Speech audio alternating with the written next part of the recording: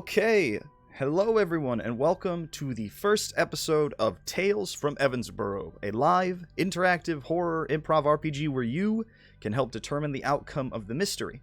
I am your Keeper of Mysteries, Stormy, and I am joined by the wonderfully talented As the Raven Dreams, VivaLaPatience, Serafin the Midnight Bard, and Fearsome Hero. All of their links should be on the description down below or in our About. Tonight, as always, we are using the Monster of the Week RPG system by Evil Hat Productions and Michael Sands, the creator. Note that none of us are like official trained actors.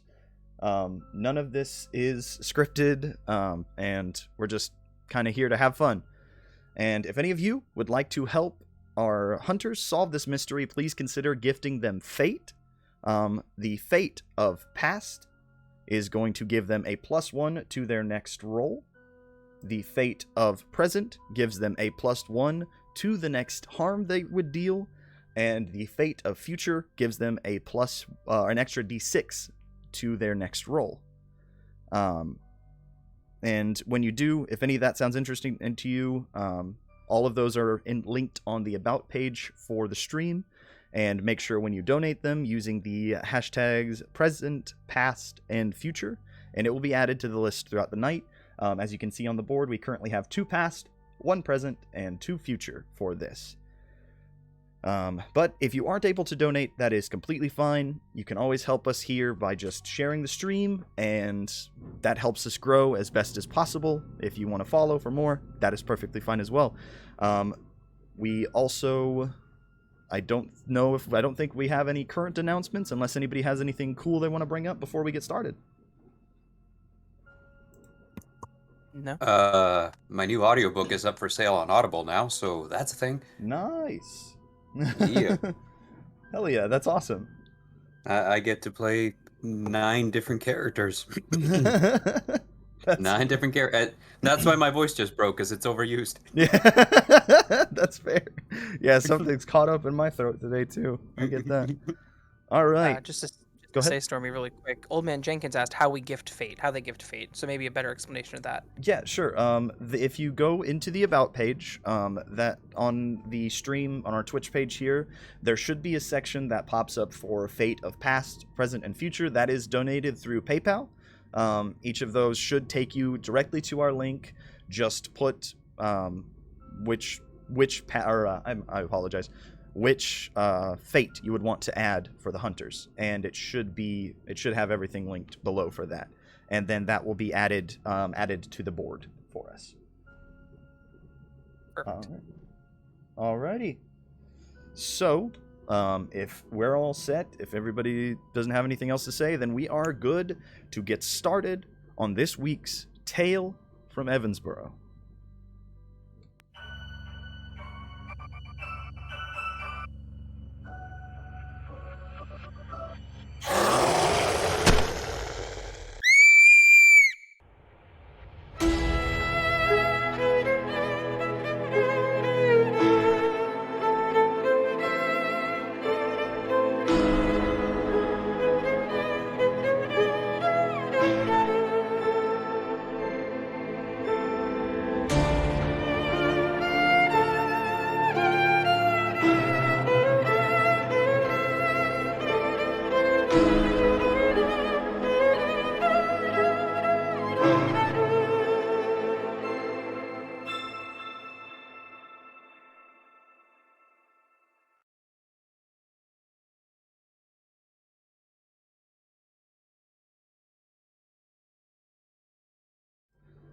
Okay, and we are back. So, tonight's tale, we are going to be starting off opening in the beautiful Appalachian mountain trails that surround the town of Evansbourogh, West Virginia. The moon is shining bright over the forest, and we see a town that is slowly dying down as time strikes close to midnight. We find ourselves moving over a small campsite with bright blue and yellow tents, a lot of like the reflective stripping towards them for light to catch light. and we see a group of youth between the ages of 16 to 18 from what they look. And we are going to start off this mystery by having patients use their premonition roll.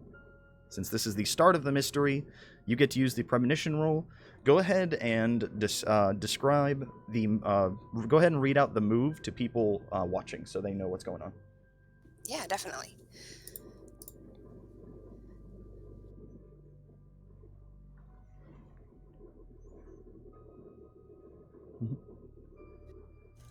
Okay, so for my premonition, at the start of each mystery, I will roll plus weird.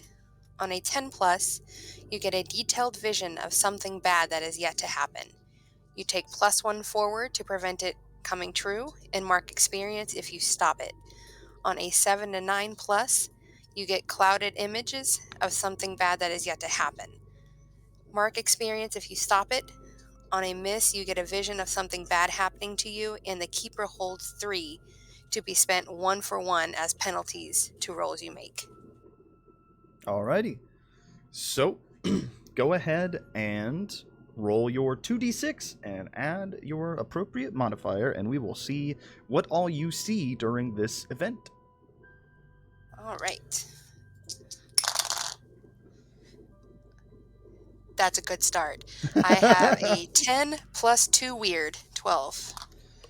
Okay, so that is a 12. So you are going to get visions of what is yet to come. My apologies to people who are watching. If I keep hitting this mic, it is at the perfect moment for me moving my hands around, the perfect spot for me moving my hands around to accidentally hit. However, we are going to go ahead and move along with what you see of this group of youth. They're at a small campsite that is out, from what you see, in the middle of the, it looks like they're out in the middle of the woods. Small fire that's built up right at the center of the campsite.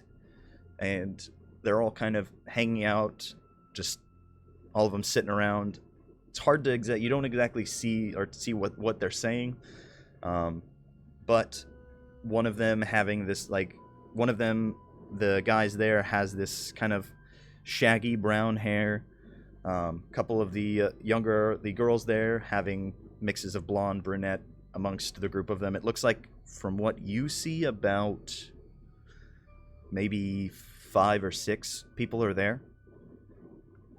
And they're sitting around the tent when one of them, the boy who is sitting there, kind of, you hear this snapping behind you, like the sound of what it sounds like a branch snapping behind you.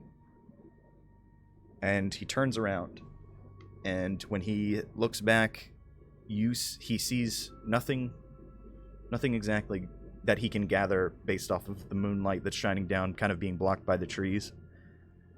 So they go back to sitting and chatting, and you hear once more, after a couple minutes pass, the snapping of the twigs again. And he turns around really quickly this time, and kind of looks back and tells the rest of the group, "Hey, I gotta go check out what that was. You know, like a horror movie character." And he goes and grabs onto a flashlight and picks up, I imagine, like picks up like a little camping machete that they have in like packs. And he goes and starts walking into the woods, and as he is looking around, he doesn't seem to spot anything. Almost the forest itself is quiet. And he begins to, you notice that he starts smelling something really, like, that's really getting to him, getting that like gross face going. Mm-hmm.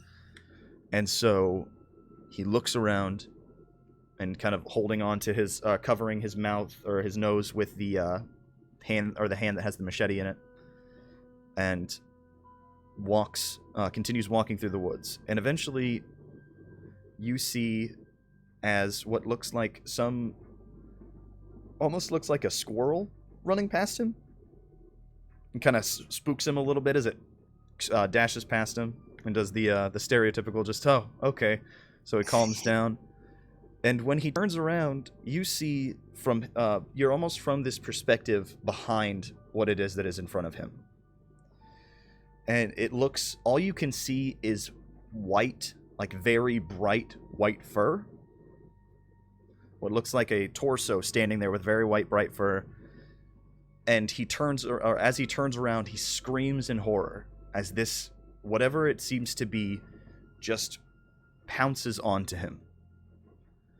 And it almost, essentially, like you hear his screaming kind of coming from the campfire itself, the people hearing that and starting to kind of freak out and move their way towards him.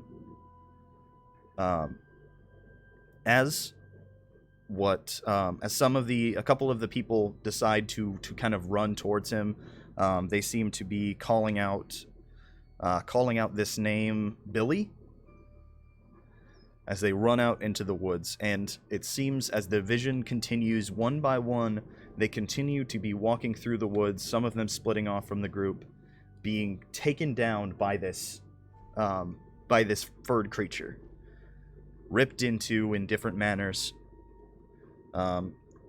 with less gruesome detail in this moment.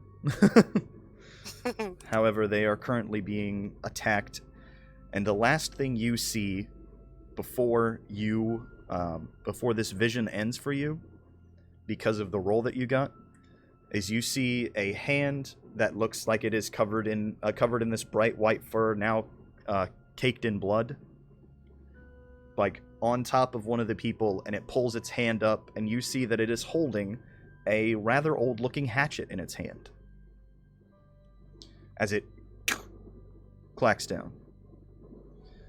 And you are currently, Patience, stopped at in the fix and go.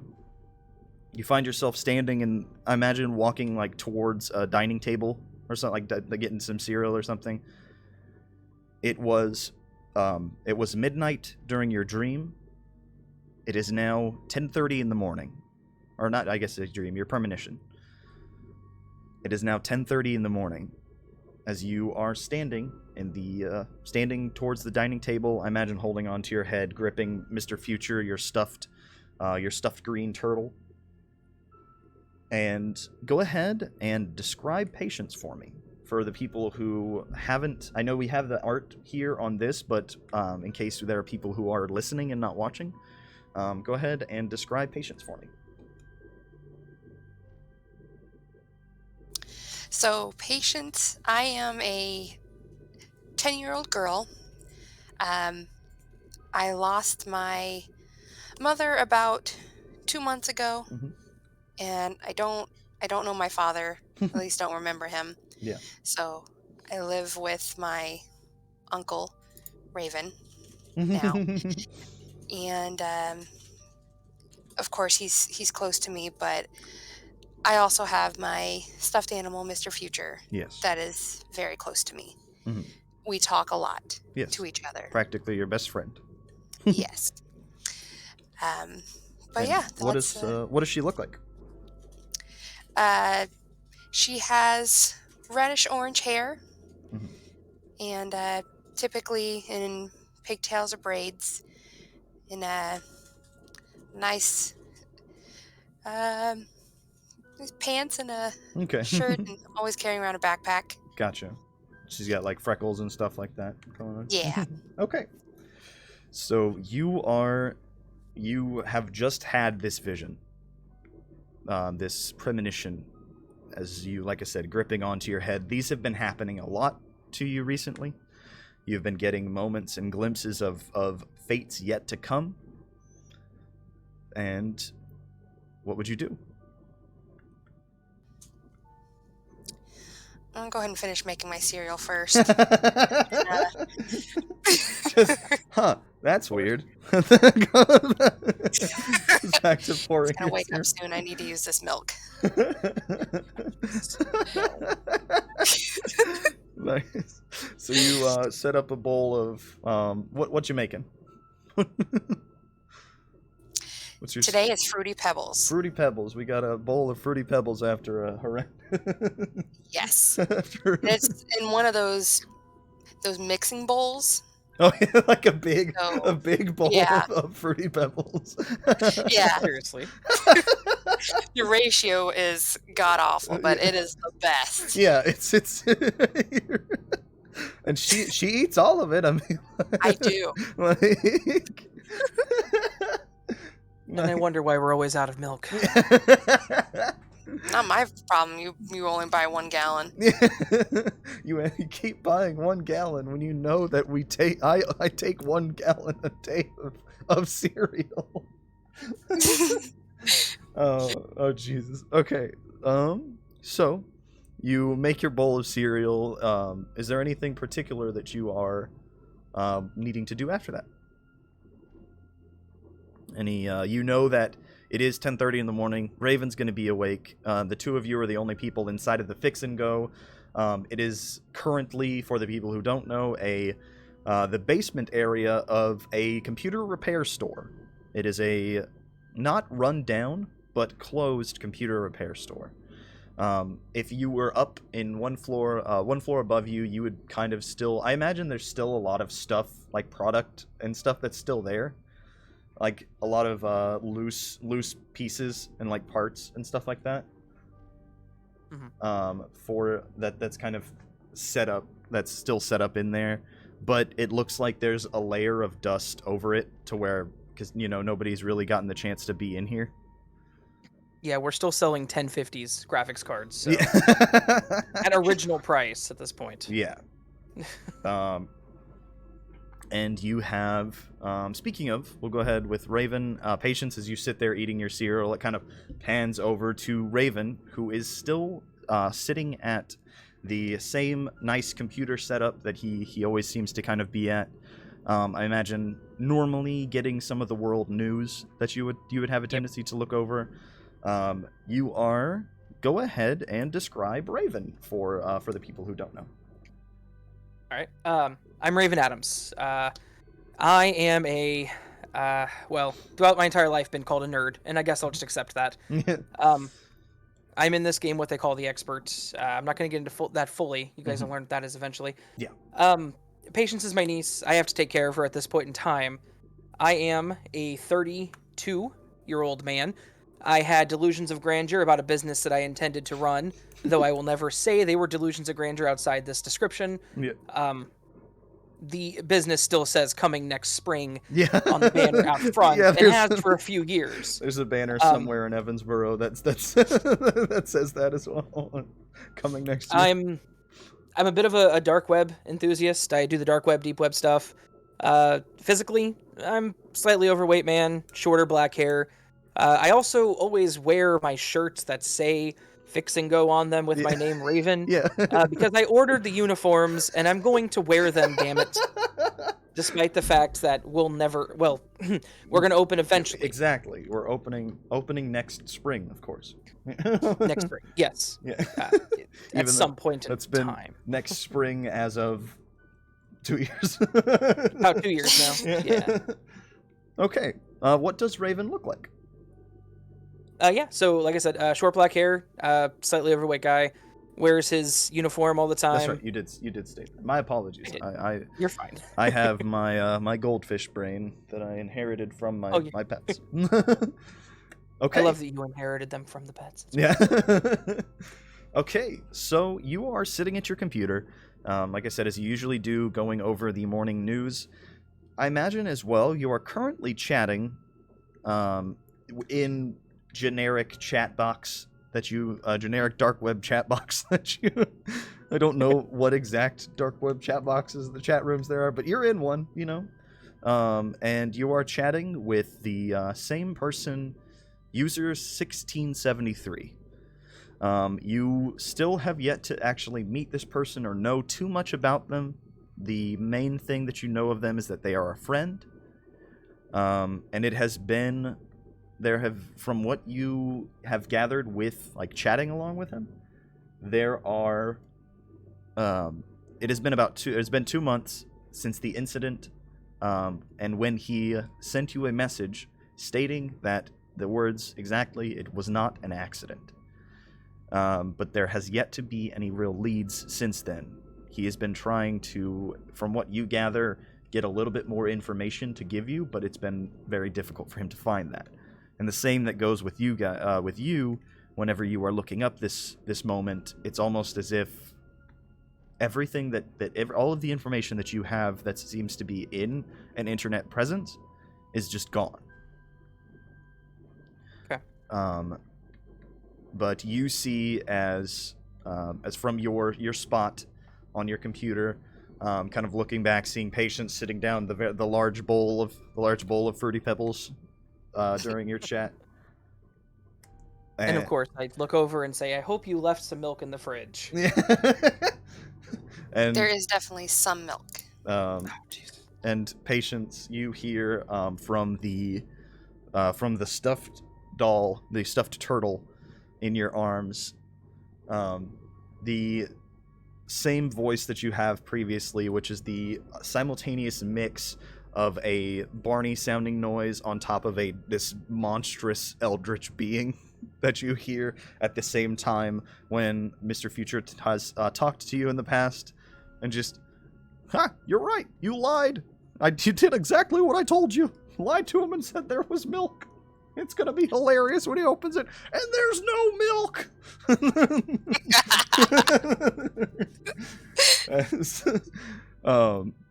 Patience, during this time, do you tell Raven what has happened?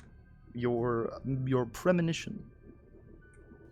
Yes. Okay. So Imagine after yes. after getting done with your food, you get through the bowl of cereal first, and then you get they're like, okay, now is a good time to talk to Raven. Yes. Okay, what do you tell him? So I'm still carrying my bowl at this point, debating on if I want to finish off the box. But Jesus. just to let you know, I had one of those weird visions again. Okay. We need to come up with a better word than visions for them. But what was it about? There was a bunch of people sitting at a campsite, it looks like, and they all went into like the woods, and there was like this really tall creature with fur that was like tearing them apart. It's kind of cool, but it sounded serious. Oh my god. Is that kind of cool? Well, That does sound cool. Yeah, gotta love creatures tearing apart kids. So it does sound kind of serious. Okay. Mhm. Anything else with that? Anything he might have been using or anything like that, Patient? Yeah, the creature was carrying like an old hatchet and swinging it. Okay, so we're gonna roll out a bear attack at least. Maybe it was Unless a the smart bears bear. have gotten smart. Exactly. Oh, you are my Oh. niece. Okay. I wasn't there. I I didn't know. do anything. Except drink all the milk. But that's not the point. Yeah, as Raven's opening the door, just Earlier. Get to have Fruity Pebbles in my coffee again this morning. in my mug. Well, next time I'll have the coffee and you can have the milk. You hear No. Mr. Future just maniacally laughing in victory. Vindication. Don't worry, if your uncle won't give you any coffee, I'll just come on over and I'll get you some. I'll get you a coffee kit. All right. All right. Well, that sounds serious. I think I'd like to call Bard and Fearsome and see if they've heard anything. I feel like Bard would probably have some. Sorry, Serafin. I keep saying Bard. I apologize. You're fine. Personal life bleeding into the game. You're good. Yeah, I like his books. Definitely happens with the name, the Right. the namesake. Okay. All right. I Who think would you I'm like gonna to? definitely. Sorry. Oh yeah. Go ahead. No, so I'm gonna call Serafin and ask if he's had any reports of anything going on at the campsites. That sounds like a good idea. Sure. Good start. Go ahead. Okay, yep. You call Serafin, and him, whenever he, I imagine we move over to our good friend Serafin, who is currently staking out. It is like again about 10:30 in the morning. You are staking out a mundane case that you have been following. Okay. Go ahead and describe Serafin to us. Serafin Castillon de la Hoya de la Cruz Cardinal is a gigantic human being. About in the neighborhood of 6.5 feet tall. Yeah. But not in an attractive way. More like as if a stick bug was standing upright, Yeah. So like human stick bug proportions. Looks like a real scarecrow. Let's see. Kind of wavy brown hair. Scraggly looking. Just extremely long arms. Like he could reach literally anything. So he's always jumping to conclusions with all that reach he has. Dresses kind of old timey, kind of like dress suit type situation with a big trench coat. Very real gumshoe detective look. Gumshoe detective, like really on the nose, like 1930s detective vibe going on. Yeah. Let's see. Other than that, just besides the fact that he's extremely tall, just an average looking human being. Okay. All right. Although you can tell that he might look really good with a goatee. Okay. So you have Serafin, who is currently, I imagine, like poked around, like peeking around a corner at his unnatural height, as he's like turned around. What is the mundane case that you are following? It is not a hunt or anything like that. It's just a kind of mundane PI case. So what case would you be following right now? Super simple. There is a guy who suspects that his business partner is embezzling money from their joint jewelry store. Okay. And he has asked me to kind of follow him around and just verify. So that's kind of what I'm doing. But the guy that I'm following is just leading the most boring life in history. Like this is the 4th time that I've followed him to like a Barnes and Noble where he just sits and reads self-help books. And I'm sitting here like, okay, if he was embezzling money, he could afford to buy this book. But here I am the 4th time. And also, like, he keeps going up to the Starbucks to kind of like make a pass at the barista. But I'm thinking to myself, bro, she is clearly too young for you. Oh no. Like, I mean, like, she is like a senior in high school. Yeah. Tops. That is awful. Just stop. I got you. Okay. As you are currently, like, speaking of like poles, I imagine you're like at one of those like light poles in a parking lot. like leaned behind it, looking around, watching him through the window as you're taking notes and stuff like that. When you get a call from your old friend Raven. Okay, so I look at my phone. It makes me jump at the moment I hear the ringtone. Which, by the way, the ringtone is "My Hums" by the Black Eyed Peas. So I hear it happen, and I jump because I'm so into like watching this guy trying and failing to score a phone number from the barista. And I look at my phone, like who is calling me at this moment, and I see who it is, and I'm like, that's so Raven. Oh my god! And, Oh my god! I answer and I said, you got private investigator extraordinaire Serafin Castillon de la Hoya de la Cruz Cardinal. Hi, Serafin. That's me. Raven. Anyway, it's the future I can see. Oh my god. Anyways, hey, I wanted to call you real quick, ask you a question. Patients had another one of those things. There was lots of blood.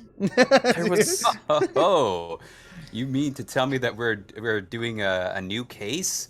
It's something extreme. Please save me from the monotony that is this guy, dude. I'm Please. sorry. Are you busy? I can leave you to it if you No! want. No, Okay, please. Raven, Please. Raven, put patience on the phone. I got this. She's no, she's going to go to her room. She drank all the milk again. We Yeah. I'm sitting there Is- learning. You know exactly how much cereal she eats. You never think to buy some extra? the problem is if I do, she just drinks that too. You That's hear? fair. Right. You hear? I've done That's Sam's Club level, and it just Good God. On the bright side, I guess her bones will be nice and strong. Yeah. Right? So, patience. anyways, Oh, just go ahead. wait. Raven. No, you're good. I was gonna say, so she had another one of those things. Apparently there was something going on at a campsite with, I don't know, she said something about furries with hatchets. You know what? Furries with hatchets. That sounds like a fan fiction story that I was reading about My Little Pony. Oh, no. They were in the world of Skyrim, so it made sense for them to be carrying hatchets. What? Anyway, that's probably less interesting than what she's seeing. So please carry on. Sure. I'm sorry. I was just. I regret saying that. No, Anyways, regret nothing. So she had an interesting, like, so one of the things she said something covered in fur with hatchets. People at a campsite. It sounded pretty brutal. Have you heard anything about disturbances, I guess, at local campsites or anything? I'm not sure if this is an about to happen or a.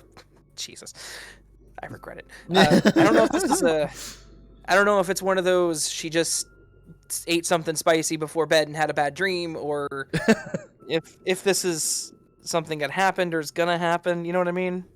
I understand what you mean. Unfortunately, the only furry person I've been watching this entire time is this guy who's supposedly embezzling money. He could use a little bit of a trim, you know, like if you're hairy and you know it, shave your back. Clap, clap. But no, I haven't heard anything in particular. Though I can make a few phone calls, see if Murph down at the police station has got any spice for us to look into.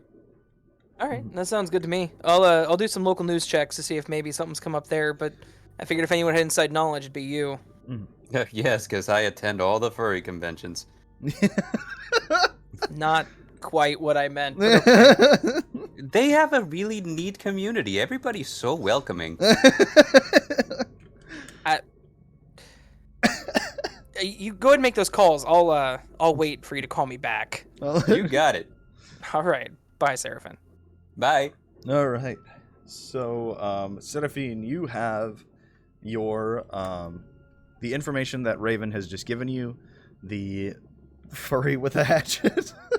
Mm-hmm. What are you doing? You are like standing in this Barnes and Noble parking lot. Okay, so first things first. Let's see. I guess I will call the police station. Okay. I don't have any of my occult books on me, so I will call the police station and verify to see if we have any police reports matching that. Mm-hmm. Okay. Okay. Sure. Yeah. Go ahead and call. Okay, so I'm calling Murph. Okay.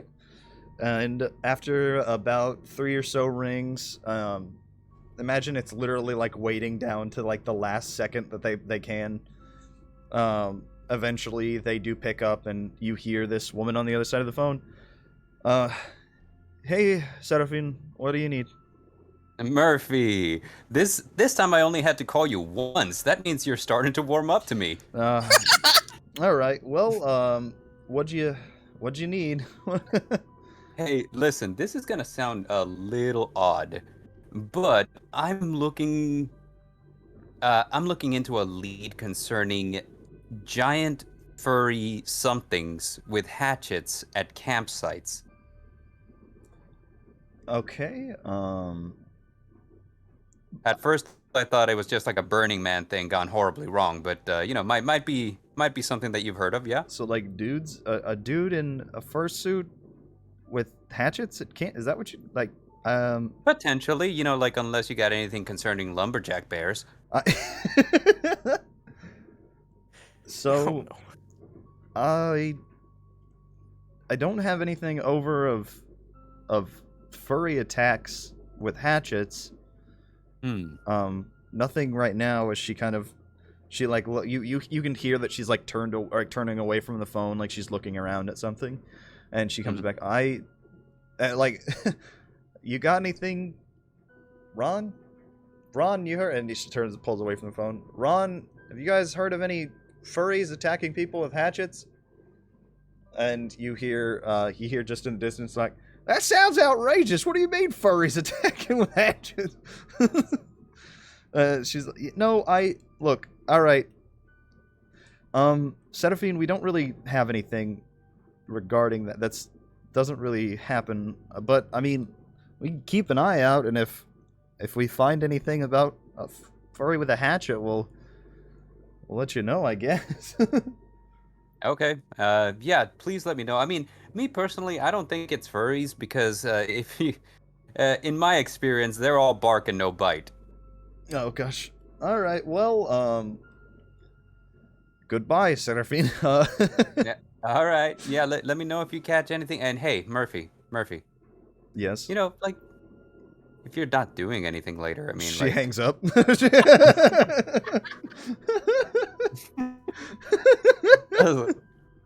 This time she actually let me ask the question. I am making progress.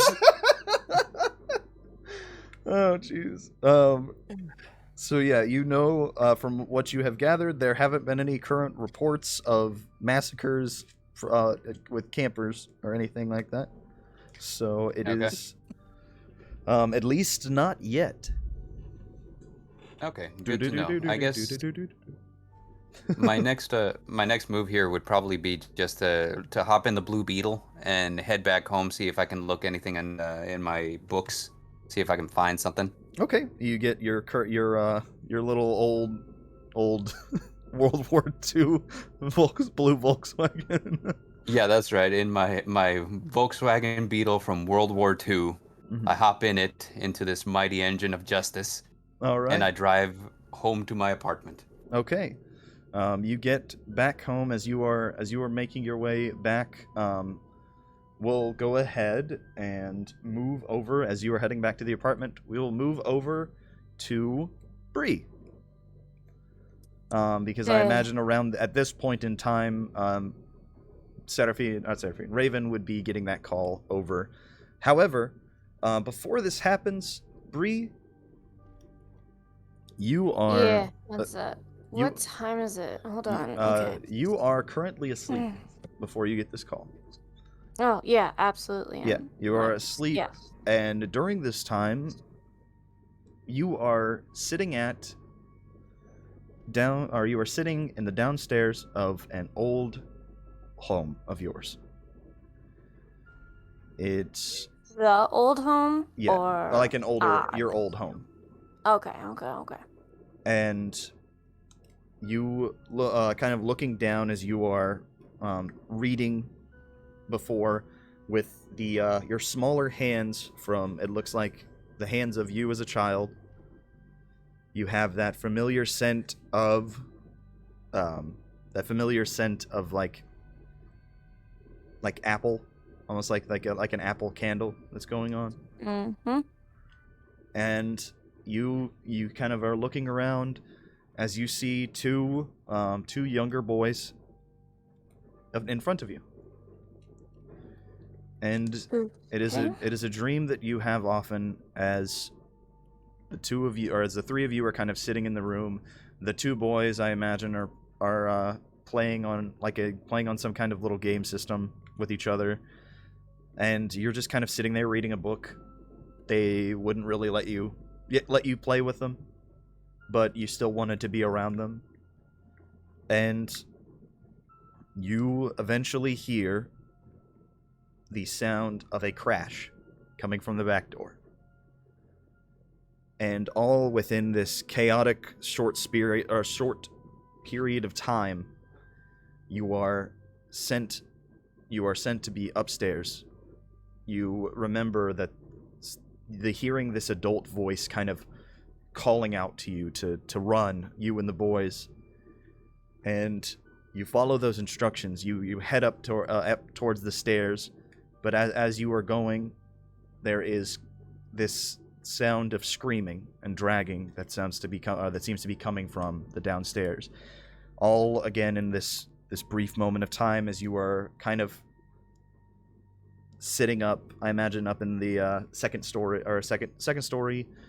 room, ears kind of covered up, curled up, as you hear these sounds coming from downstairs, and eventually the two boys that are with you, they hear the silence and hear something moving its way up the stairs, the sounds of heavy feet walking up the stairs. And they call out, the two of them trying to comfort you and tell you, just stay here, we'll be back, it's going to be okay, just stay here. And you, as you are kind of crying, begrudgingly listening to them as they rush out the door, and you hear this sound of more screaming and more clatter as you are kind of sitting terrified with your ears, like kind of hands trying to cover your ears to muffle the sound of what is happening outside that door. You begin to hear crashing on it coming from the other side as you instinctively try to find a way to run, but the only way that you can see is the door or the window in the room that you are in. So you go and move, trying to open up the window and move as you I imagine kind of rolling out the side off of the roof. Like there's a little section of the roof as you kind of roll down and eventually fall onto the ground. Luckily, a softer spot in the grass that doesn't necessarily hurt. I mean, your smaller frame, you kind of sore, but the pain is quickly overtaken by your fear as you are trying to run through the fields heading out down the road of this house that you're in. The only thing behind the house being this large, dense forest. And eventually you look back briefly just to see a figure standing in the window as it quickly bolts out of sight. And eventually, after a moment passes of you running and trying to flee, you begin to hear the sounds of these heavy footsteps that are just barreling towards you. You're not looking back, just out of the sheer horror of not wanting to know what is currently in pursuit of you. And you just continue running as it gets closer and closer until eventually you hear this very loud bang that comes from behind you. And in this bit of kind of exhaustion, almost shock that you seem to be in, you hear this shot that rings, that's moving towards the back. And as you kind of fall over, the last thing you see before your eyes close is a long duster, a shotgun in a person's hand that is wearing this duster, that is standing between you and whatever it is that was pursuing you. And the kind of duster blowing away to reveal this metallic, what looks like a metallic leg on the person. And you wake up. You are inside of the camper that you have lived in for the past couple of years now. It is a nice, a nice kind of like cottage-looking camper that you have been able to decorate and organize. You wake up to your alarm going off. Kind of disheveled after this, I imagine with a little bit of a stir, as you have had this nightmare several times. It never seems to go away. You kind of lean up groggily. Imagine not getting too great of a night's sleep. What does Bree look like? Fearsome? Well, Bree is about 22 years old. She has long hair, pretty. She's on the shorter side, but and kind of smaller framed. But even though she may seem small and weak, don't call her that because she'll kick your ass if you do. She is trained. She's been, training ever since, she's been on her own. She's had to kind of toughen up, and that's her whole thing is she keeps a tough exterior to her. She's maybe not cruel, but she loves to beat the crap out of things. If anything is trying to harm anyone, violence is her number one go-to. So yeah. What you said she has a smaller frame. What is her like facial situation? How would you say that she looks? I would say I don't know. She kind of has like a stern look on her face, but I would say she tries to kind of look maybe a little darker, a little edgier than most, but she just kind of honestly kind of can naturally she's one of those where she can just like roll out of bed and kind of just goes with whatever her hair and stuff is doing that day. I gotcha. She doesn't really care. All right. So you get up out of the bed in your camper. You're kind of like your ginger hair just kind of disheveled as you look over to the mirror that's in there, or look over the mirror that is in your camper and just do a little kind bit of shrug, of little bit, like just flatten it like down pat a little it down bit, the best I can. And then it's just excuse me. You begin. What is a little bit of a morning routine would you say looks like for her when she gets up in the morning? Mornings are gross, but she will normally reach over and grab last night's remaining coffee. She does not. If that's what's available, I don't need to have a hot pot of coffee. Yeah. I'll just drink whatever.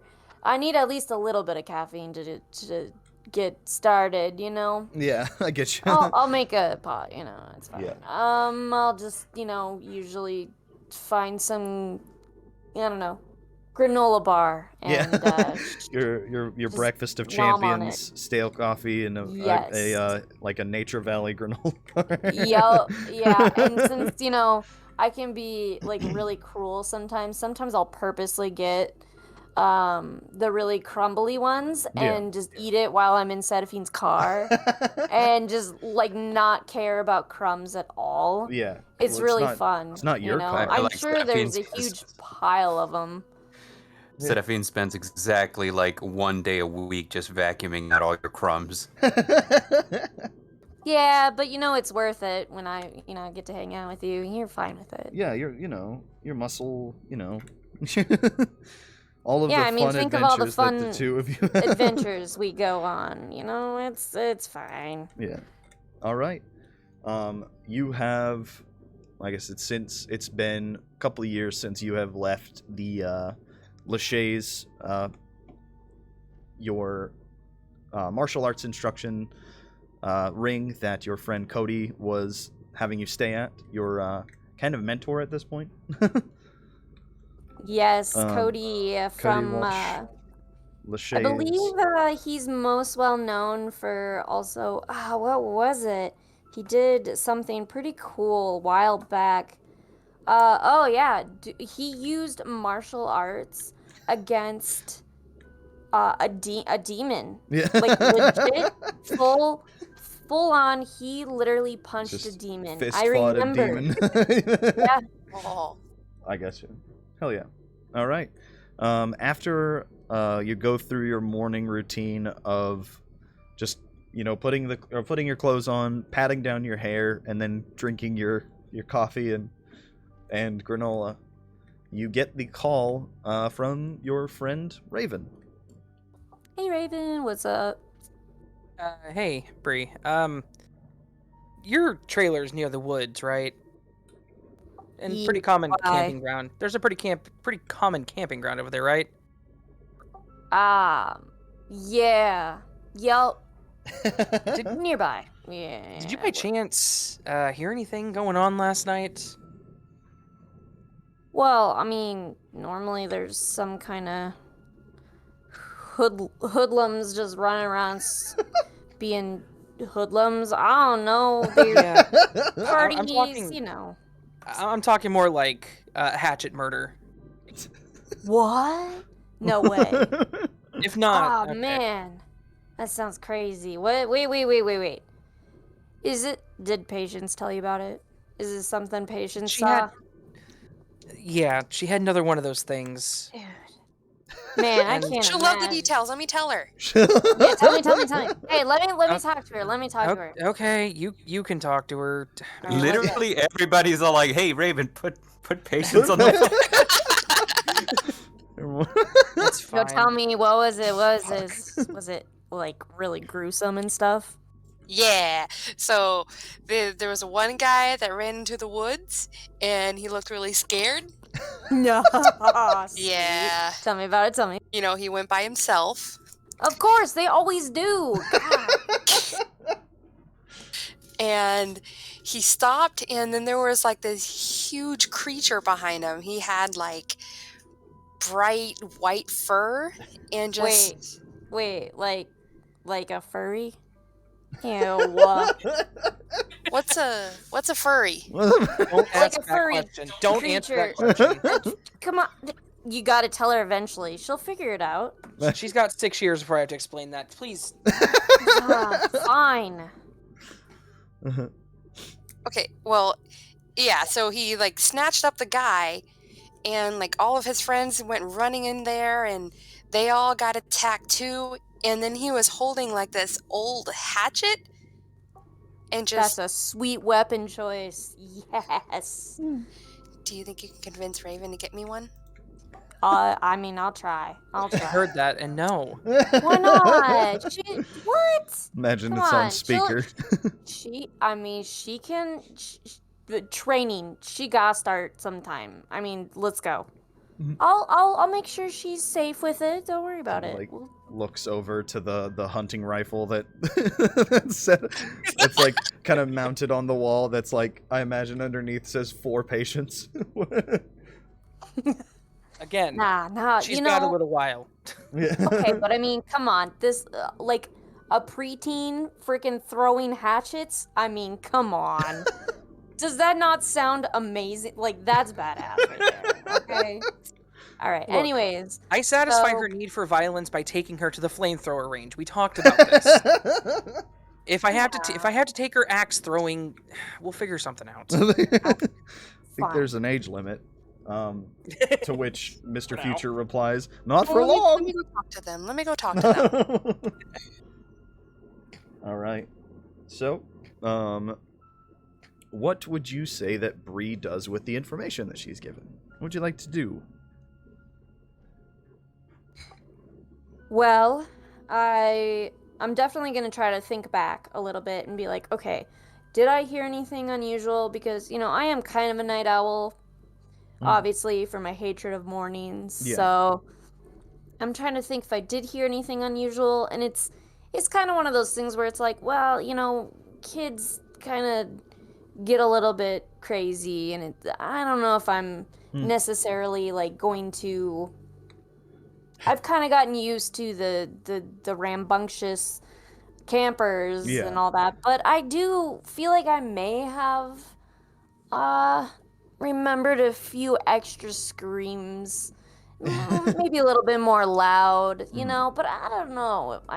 Okay. Could have just been me overthinking it, Yeah, but you never get know. with the section that you are in of the woods, because you have a tendency to kind of go into the lesser populated areas. You haven't gotten, like, there's not too many people that come around where you are. You get the occasional hikers that manage to come by and whatnot, but from what you have, what you kind of gather, because this isn't necessarily something that is going to need a check. I imagine after kind of like going around during your morning kind of walks and whatnot, looking around for everything, at least from what you get in your area, there doesn't seem to be any types of like whispers or anything like that have happened of anything just yet. Okay. Yeah, it seems like it's been pretty quiet, at least, you know, directly within my my area. Sure. All right.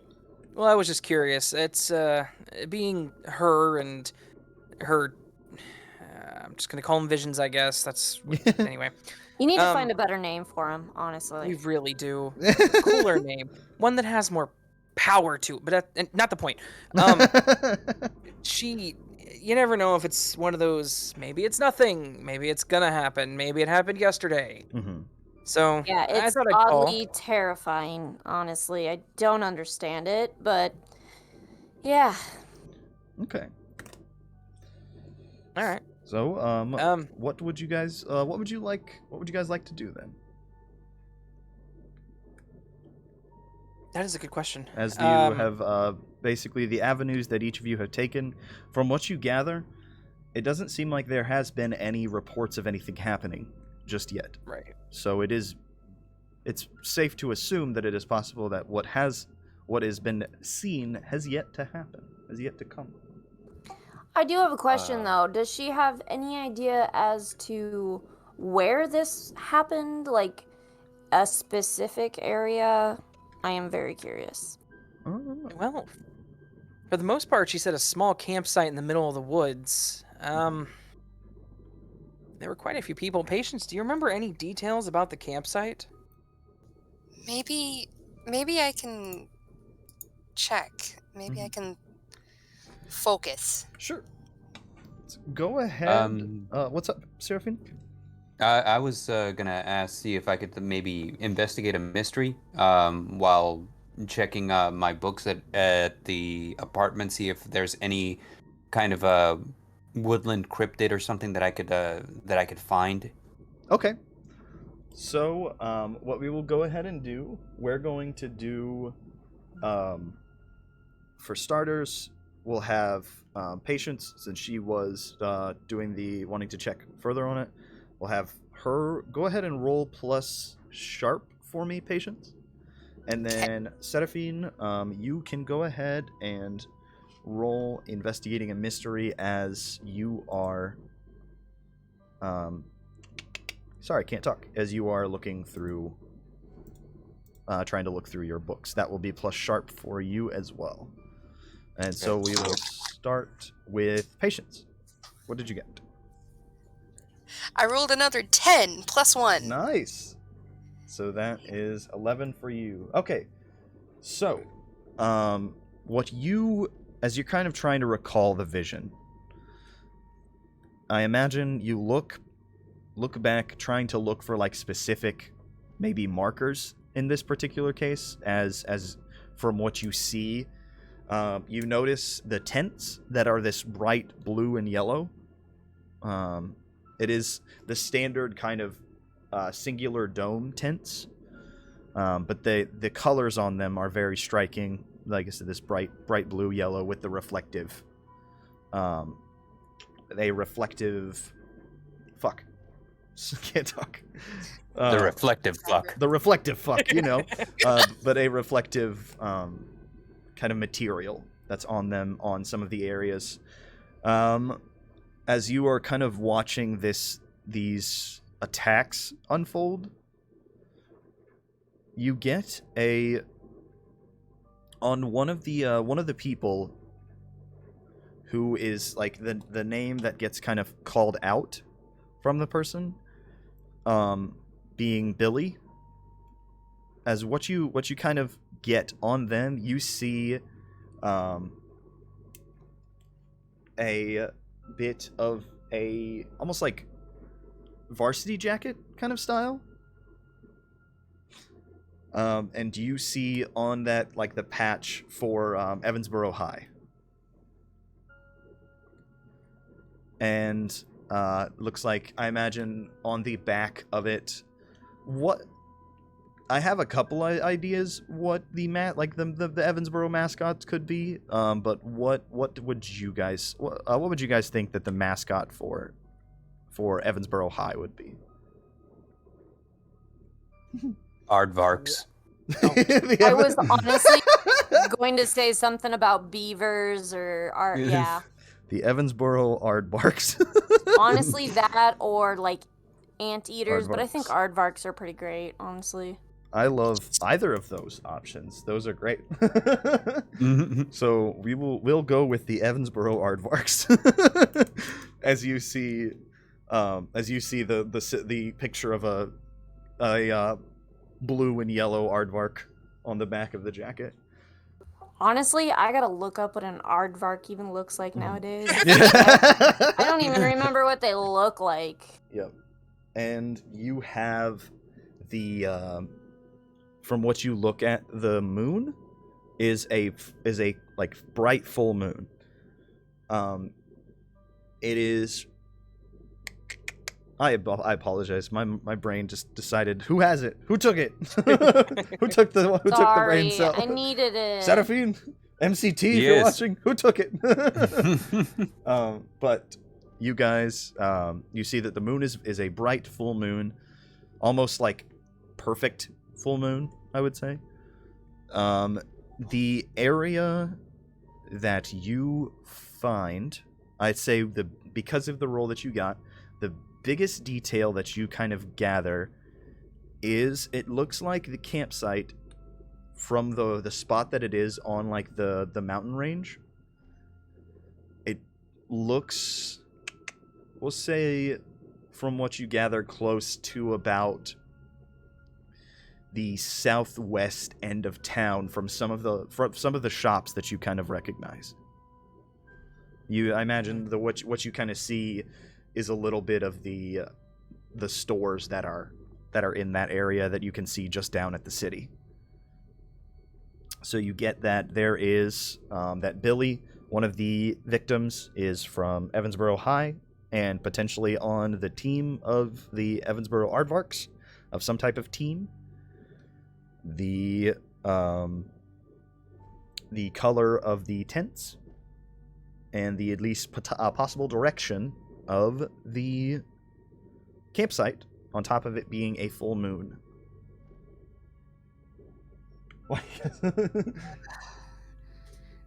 Guys, Yeah, what's up? I don't remember this movie. What? What?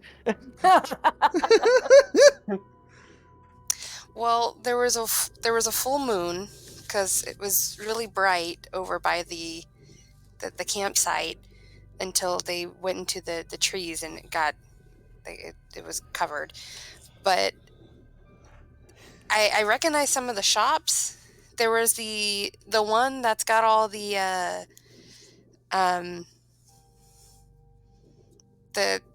weird clothing one that you won't let me go in.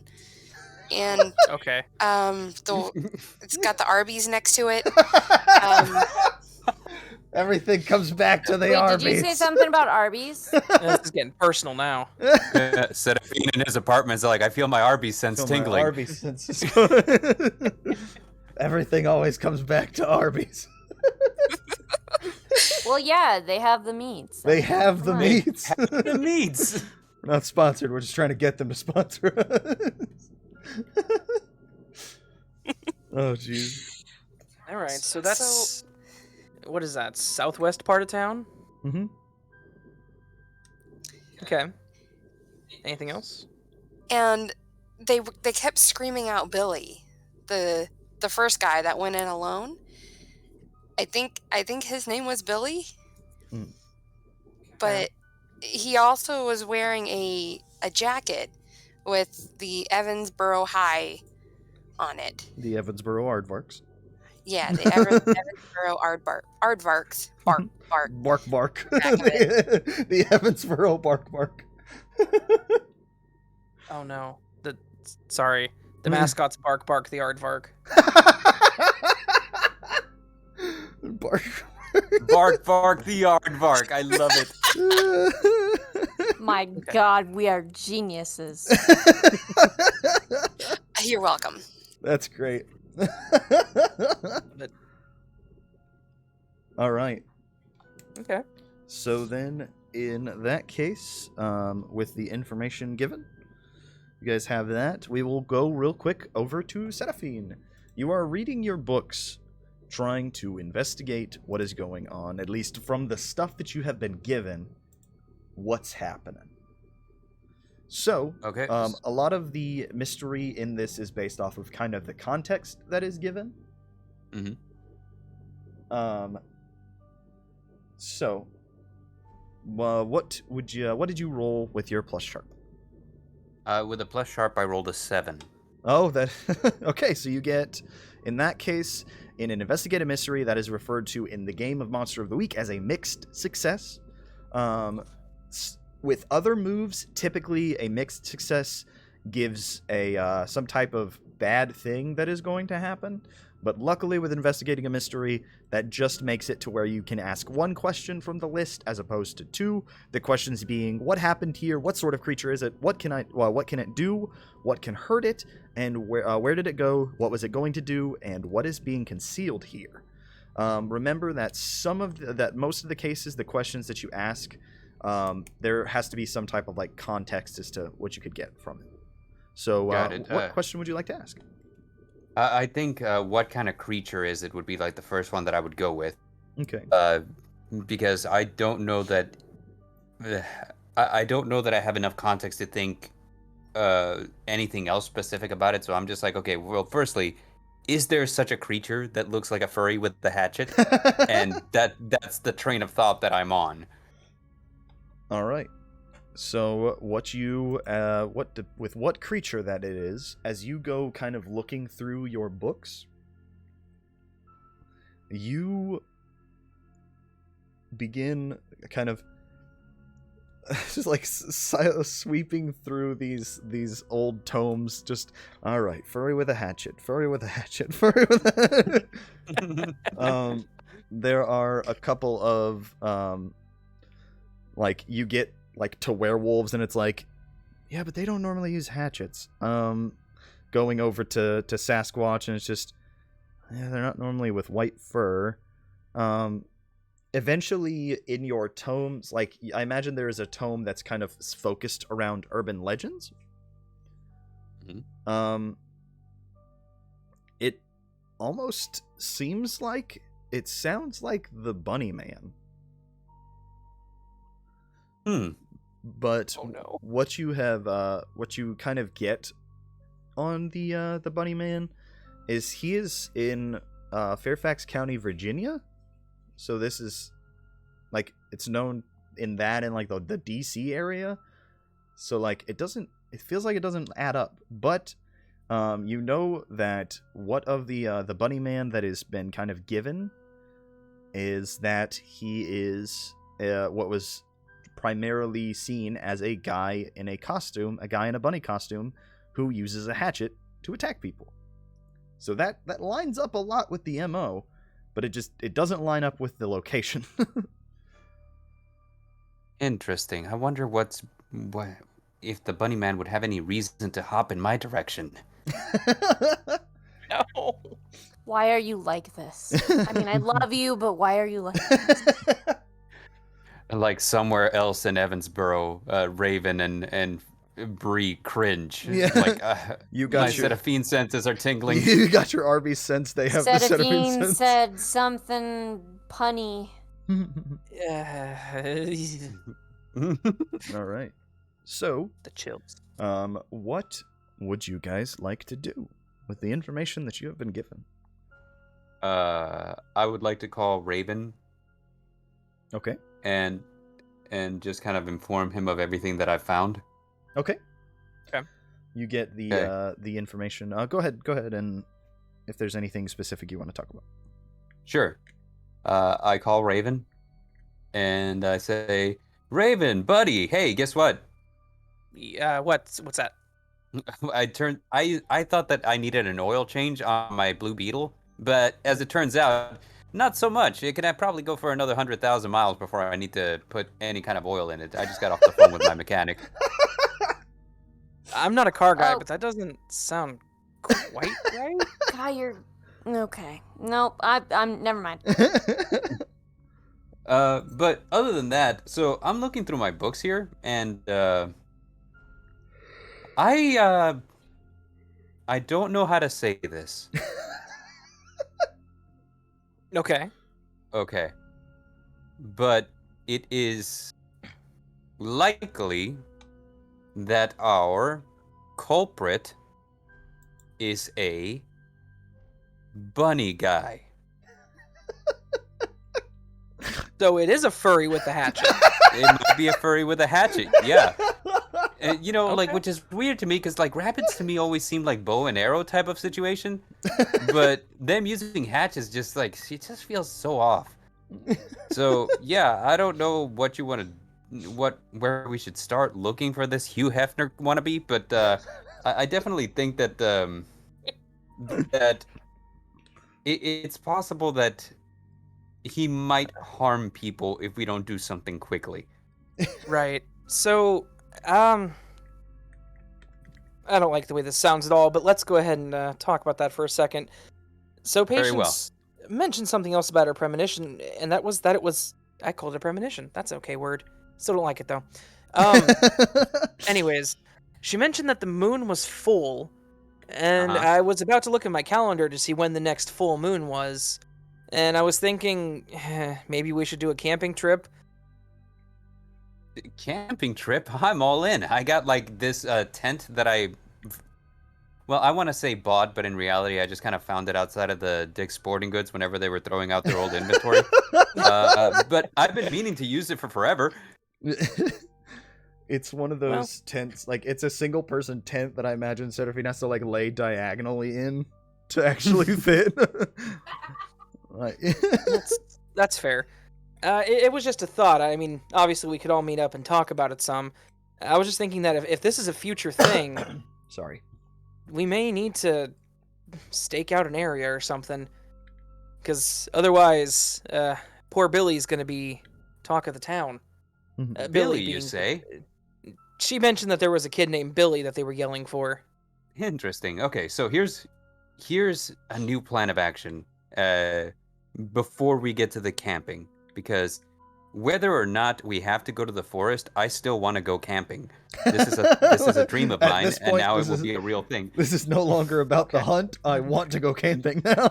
I want to go camping. So what we're gonna do here is, we gotta find out where we can find this Billy. If she found his name, we have to have a means of finding him. You know, how many Billys can there be in Evansbourogh? It's not a common name.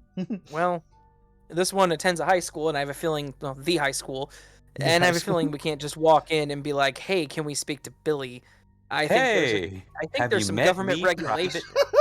Well, Private investigator ordinaire, amigo. Plus, you got like all your dark web, you know, like identity falsifying abilities. Why don't you just craft me like say janitor name tag? I'll walk in. Why know, does this sound terrible?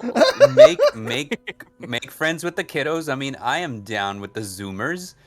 You know, I say things like leet and yeet and no cap. I don't know what any of those mean, but I say them, and they respond really well to it. But yeah, so like we could absolutely go into the high school under the guise that we're some kind of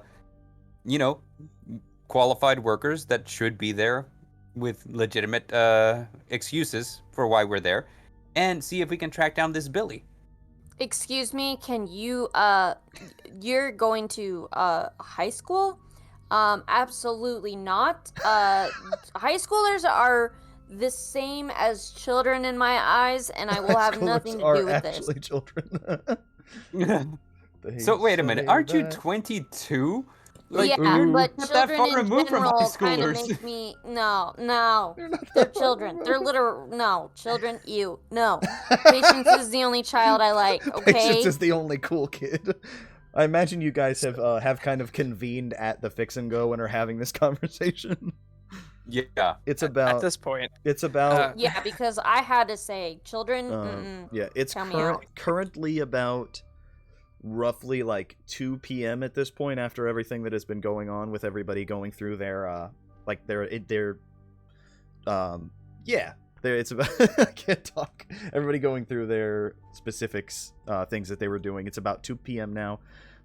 Each of you are back at the Fix and Go, explaining the current plan.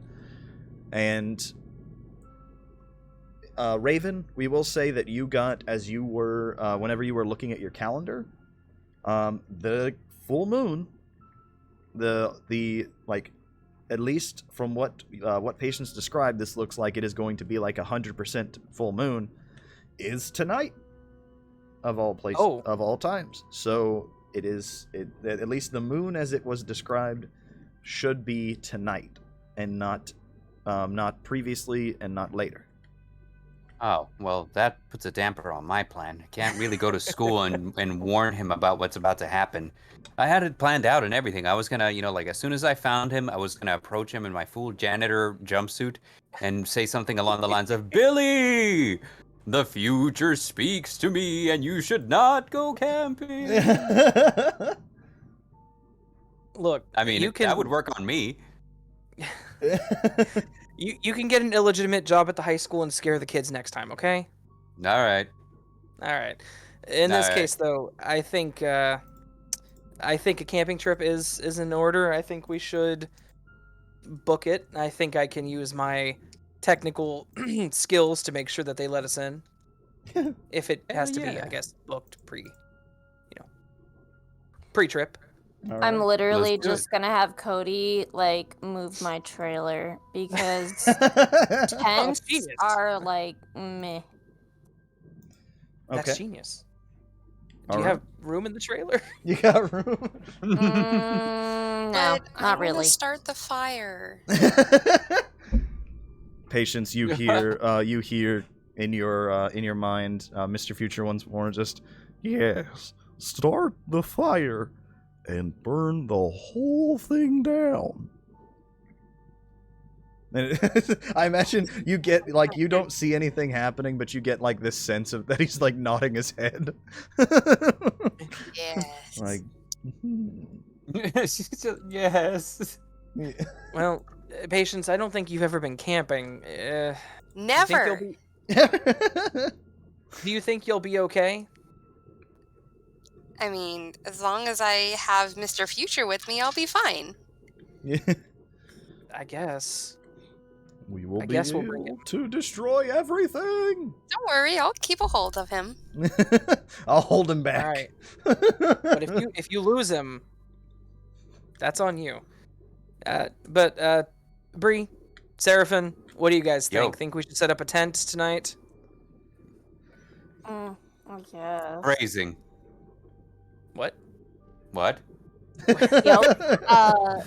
Camp? Yes. Let us camp. We can go camping. Let us go camping. All right. Well, that's lit. Let's go. That's lit. All right. So Raven, See, Raven, you could have absolutely cosplayed janitor with me, man. The kids would never know that we don't belong here. So we are not going to the school, or are we planning on going to the school still? That's actually good. Well, I mean, we could. I don't think we What have time enough is time. What time is do high about- schools let out? It's about 2 p.m. They typically let out most cases like around 3 to 3:30ish. Can't you, like, look up the school's logs, like, who attends, Uncle Raven? That's against the law. And so Oh. is... And so is Shush, just shush, shush, shush, shush. gestures around. I... I mean, so I guess do we have time to do that? Guess My other probably. thought is we could always go and stake out and watch and see who gets in a vehicle that looks ready to go camping. That somehow is just as creepy, if not more creepy. Look, we're trying to save Hear the me kid's out. life. Yeah. We can prevent the whole thing. See, if what we do is we stake it out, like Raven says, and then what's it called? Whenever we see them start to get into a car, just have a very friendly auto collision with them. Or we could just look I at could help with some of like the school's website. Like, I mean, okay, yearbook. I mean, libraries. Freaking, I don't know what kids do, but like, there's, I mean, class pictures on the website. Is that a thing, Raven? I don't know. I could try to look up the yearbooks, and I know they're available out there. Alright. What do you Yeah. guys think? What route do you I want to take? swear, if they make digital, like online yearbooks nowadays instead of like actual yearbooks, like what's even the point? It is What's the 2022. You just get tagged on the what's it called, yearbooks Facebook page. Yeah. Ew. Kids still use Ew. Facebook, right? Y'all, I don't know. They use NFT yearbooks, right? No. No. Right. I'm out. Why? All right. Why? You can buy them with crypto. Anyway, So I think that a combination of plans would probably be the best. We should stake out to see if we can track them whenever they're leaving the school. That way we can intercept them early. And Sure. if we should fail to do that, we just follow them to the campsite and then just kind of keep our eyes open, see if anything supernatural takes place. okay.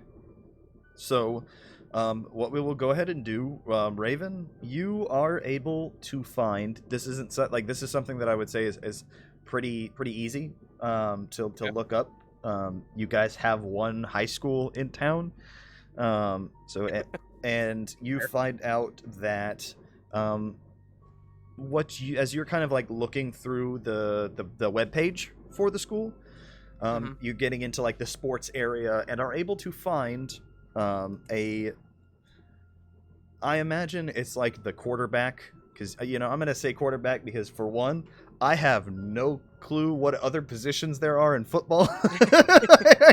I know. Shortstop.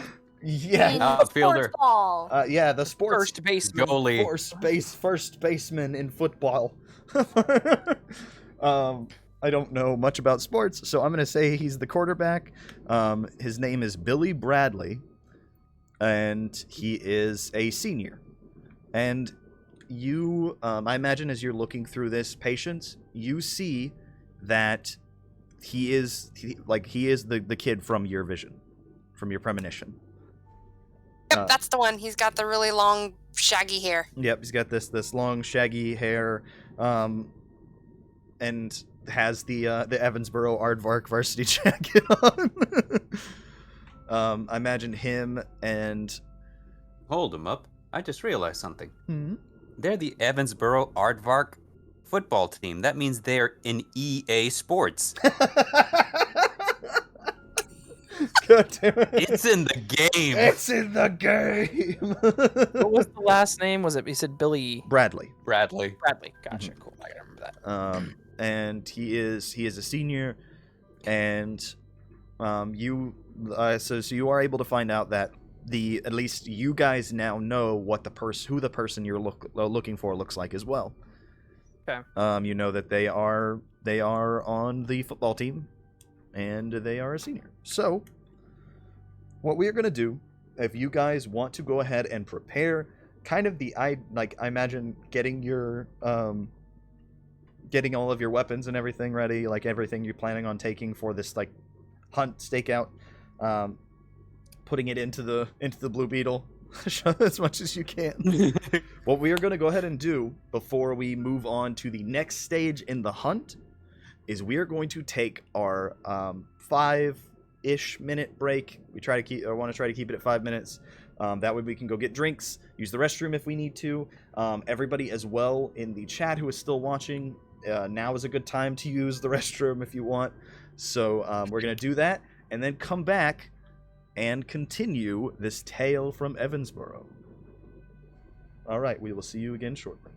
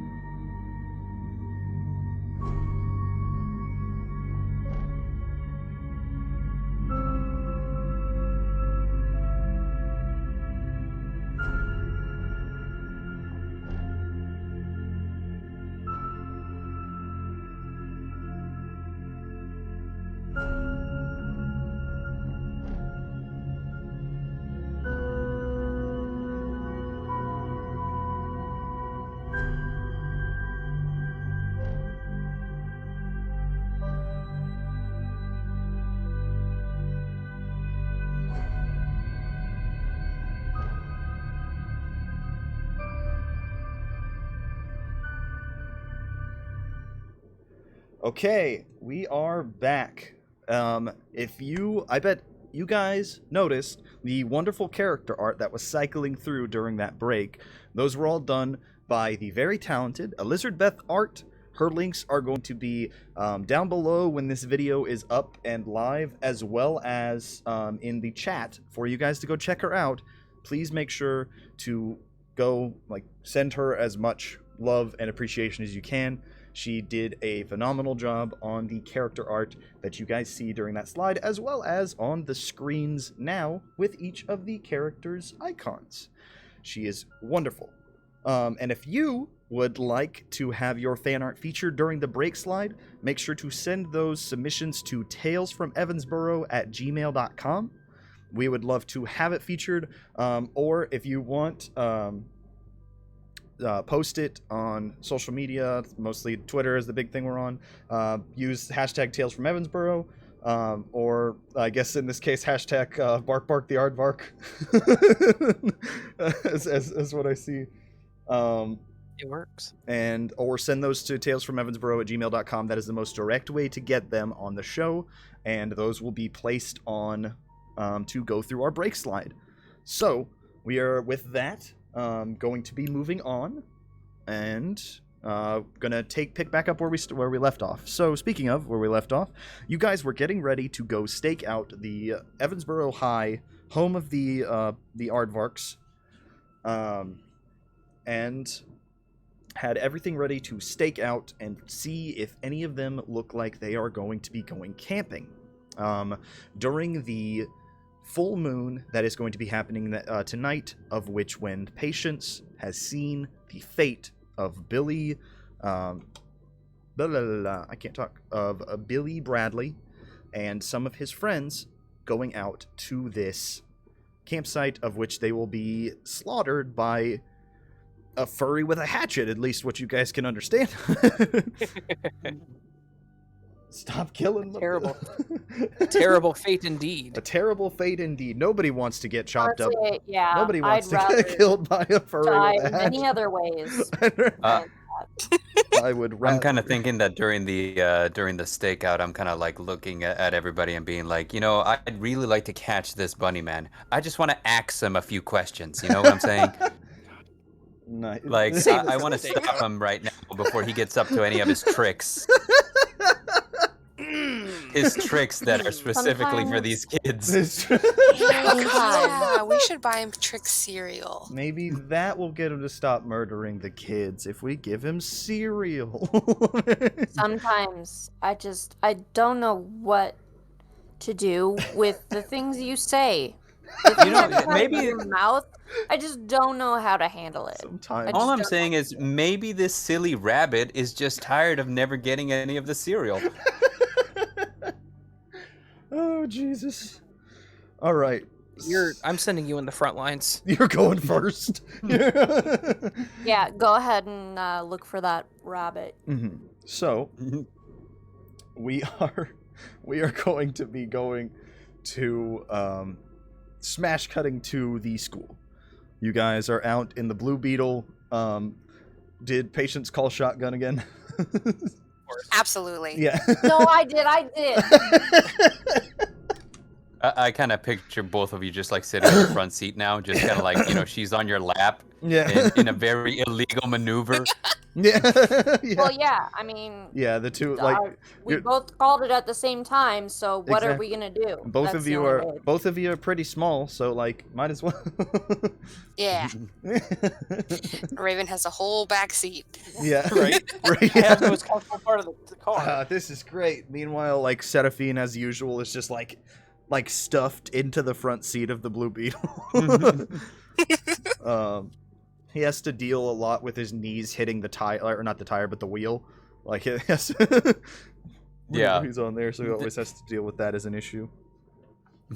You guys are kind of sitting, waiting. It's currently around 3, we'll say it's close to about 3:30-ish. As you guys start noticing that there are several students that kind of come, the doors open and students come kind of rushing out, some of them heading towards buses, some of them heading towards their cars. It looks like some of the seniors heading towards their cars, because I don't know if it's like that with all schools. They had that at my school whenever I went to school. I don't know how I've been out of school for a while. I don't know what I don't know what kids do nowadays, you know. Well, in And Evansbourogh, kids with their Heelys Their kids and with their fanny packs.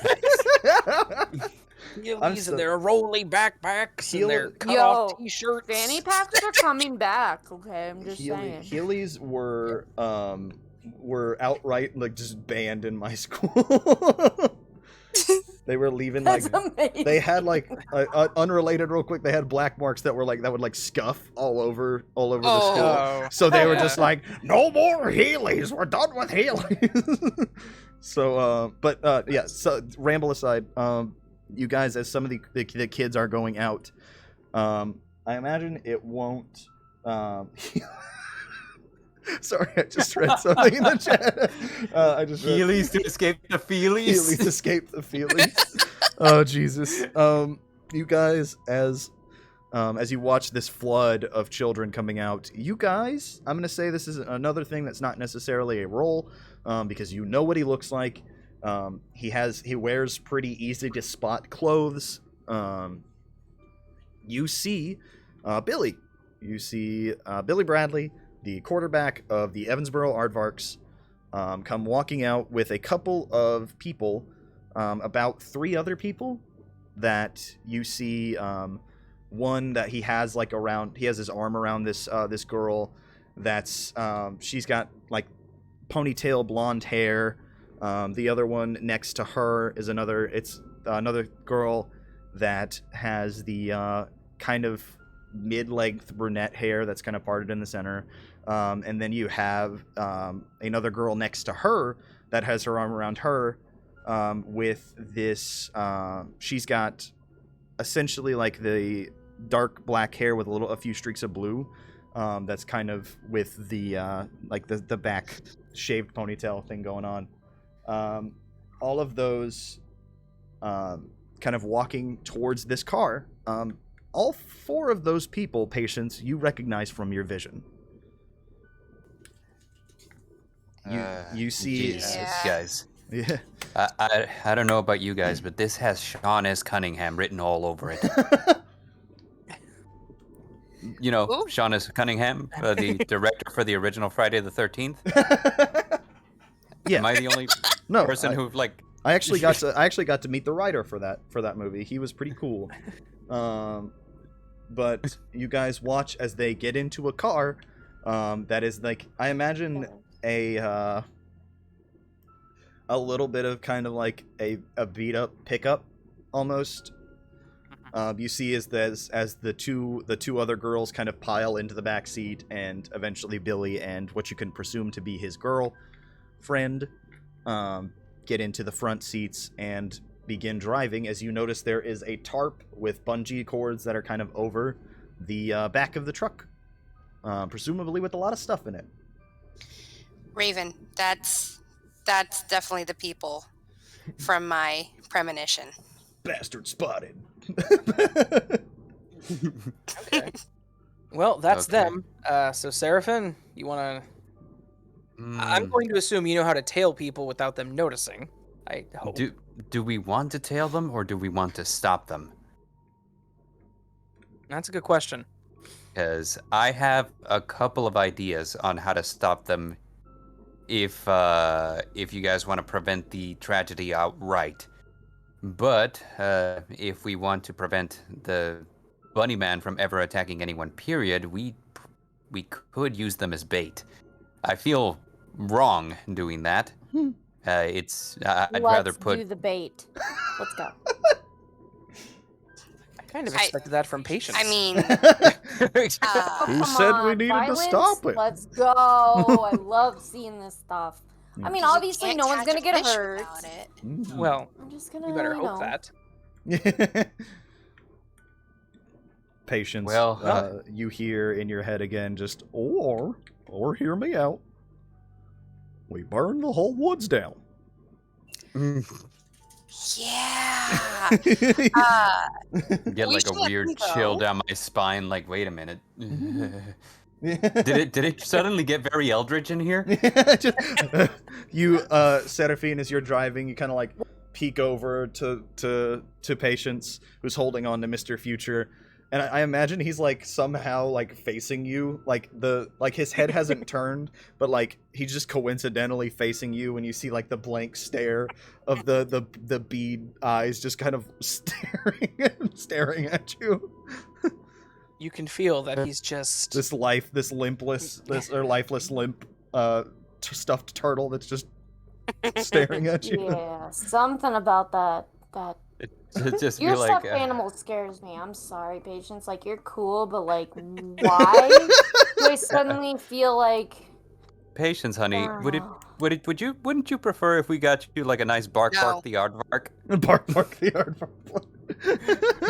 Future wouldn't like that. You Nope. literally did not have to finish your sentence for her to go no.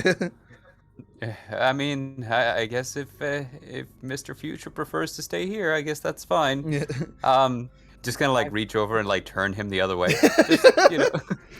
You hear Just, as you're gonna turn him away. You just I imagine you go like to act like you're petting him, and just just subtly just turn him to face out the window.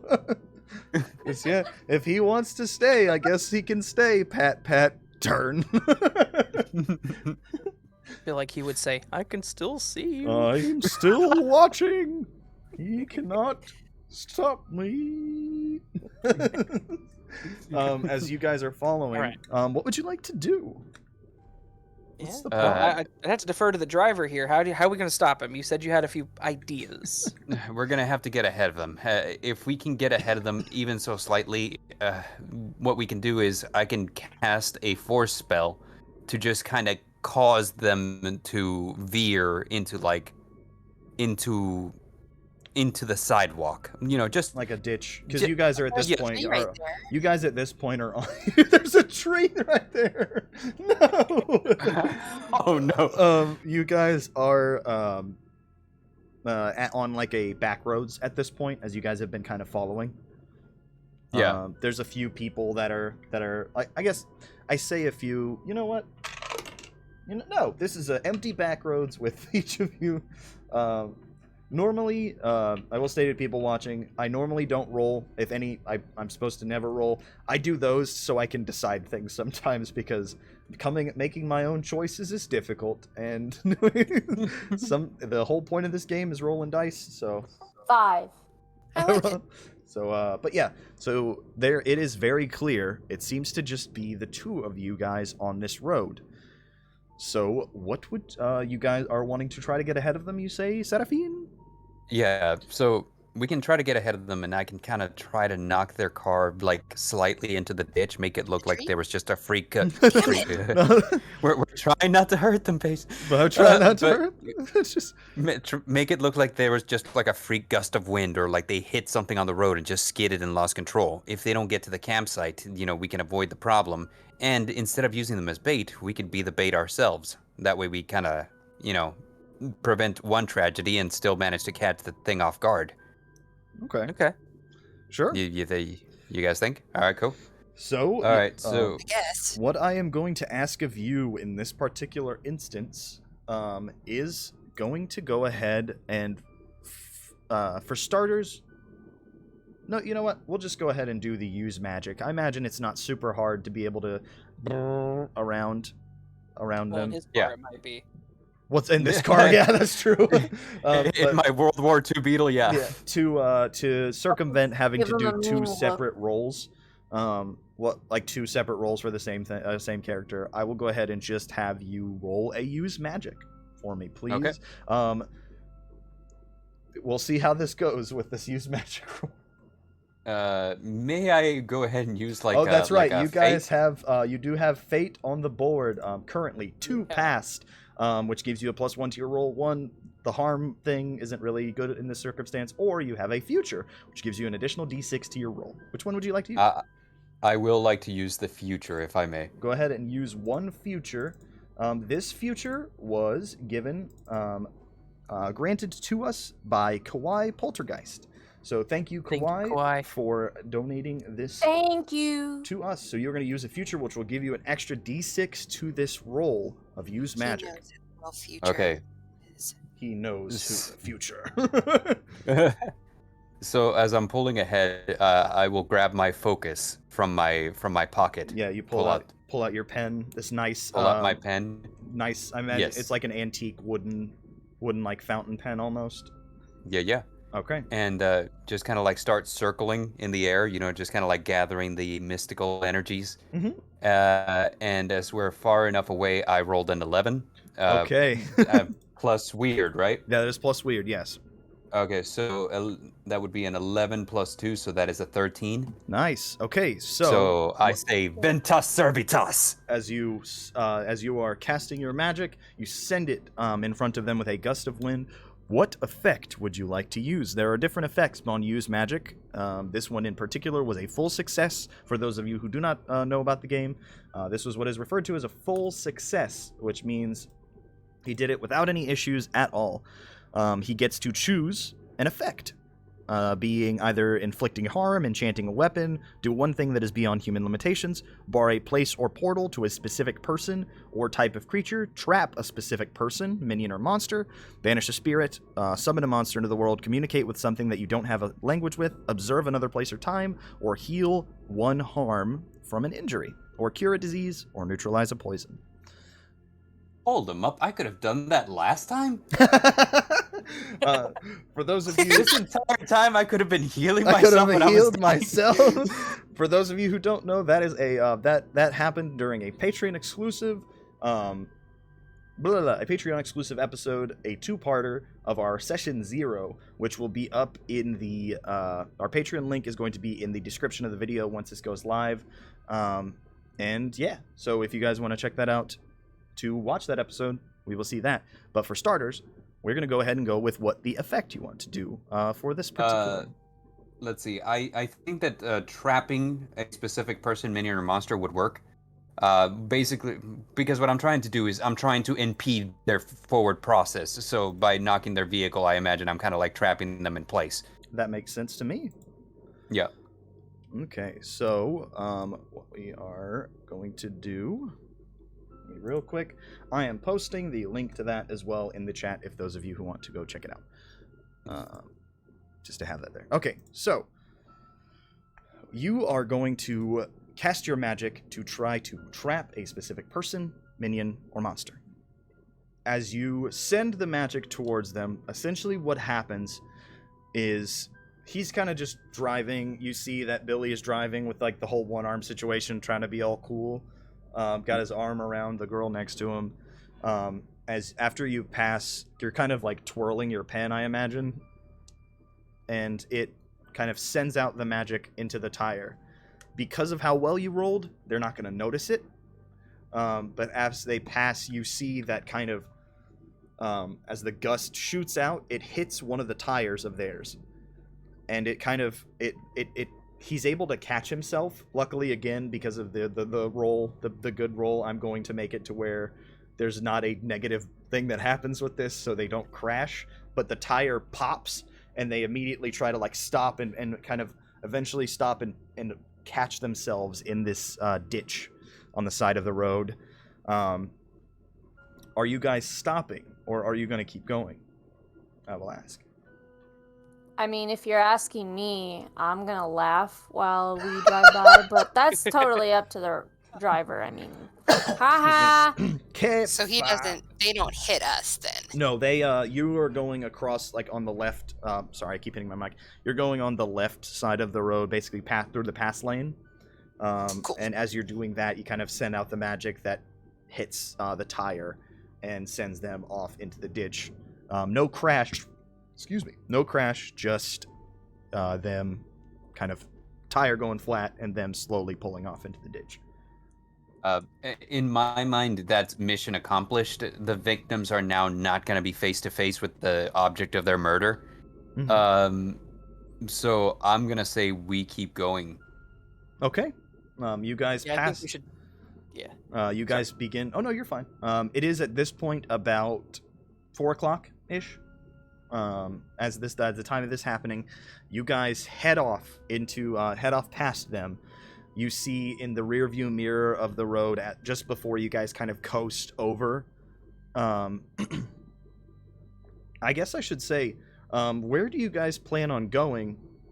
Or you guys are just going to be going towards the southwest side of town.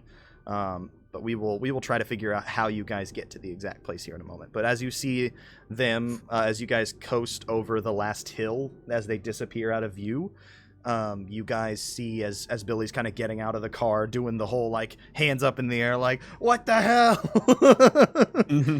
Like he's looking at the tire, not necessarily you guys. And it's just like, oh come on, as you see that they disappear out of your view. And you guys continue forward. The Arby's disappearing in your rearview mirror as well. And I can't wait to get back and have ourselves some Arby's. You guys know what I mean? Yeah, Like, no, no- that we should have gotten some Arby's for the road and Should've the, gotten- Like just like a cooler full of roast beefs for our camping trip, you know? and like a Jamocha shake. Duh. Yeah. You can't go wrong with Arby's. Those shakes are good even the next day. Okay, I'm so glad you said that because like legit. Right? Right? What the Yeah. heck? It's like magic or something. All right. I mean, they have the meats. I mean, what... All right. Product placement aside, you guys begin driving, and I will go ahead and say to find a spot you are looking for. Could I have you guys probably gonna do an act under pressure for the driver, Serafin. Okay. So rolling plus what? Cool. Plus cool. Okay. Luckily, I got a cool during our last session, so we're good. Oh! That's right. All right. So plus cool, I got an 8. Okay, so that is what is referred to as a mixed success. So I realized that whenever we did this, I decide whether it is a worse outcome, hard choice, or price to pay. What I am going to say for this is because this isn't something that has like immediate danger to it, so it's not going to be like you guys are going to get attacked or something like that. I will say. Gosh, we get to the campsite and there's like rabid aardvarks. I will say you guys managed to find this place with patience. You kind of leading to the landmarks and whatnot. You guys do find this place. However, it ends up being almost like you eventually find it at around 10 o'clock. So it takes you a long time to find this place. It is nighttime at this point. The full moon is kind of above each of you. It is very late at night. You haven't seen or heard any scent spots of the youths of Billy and his friends. So it seems as if they are currently out of the picture. So that's good. Great. That's good. You guys managed to get them out of the way of harm.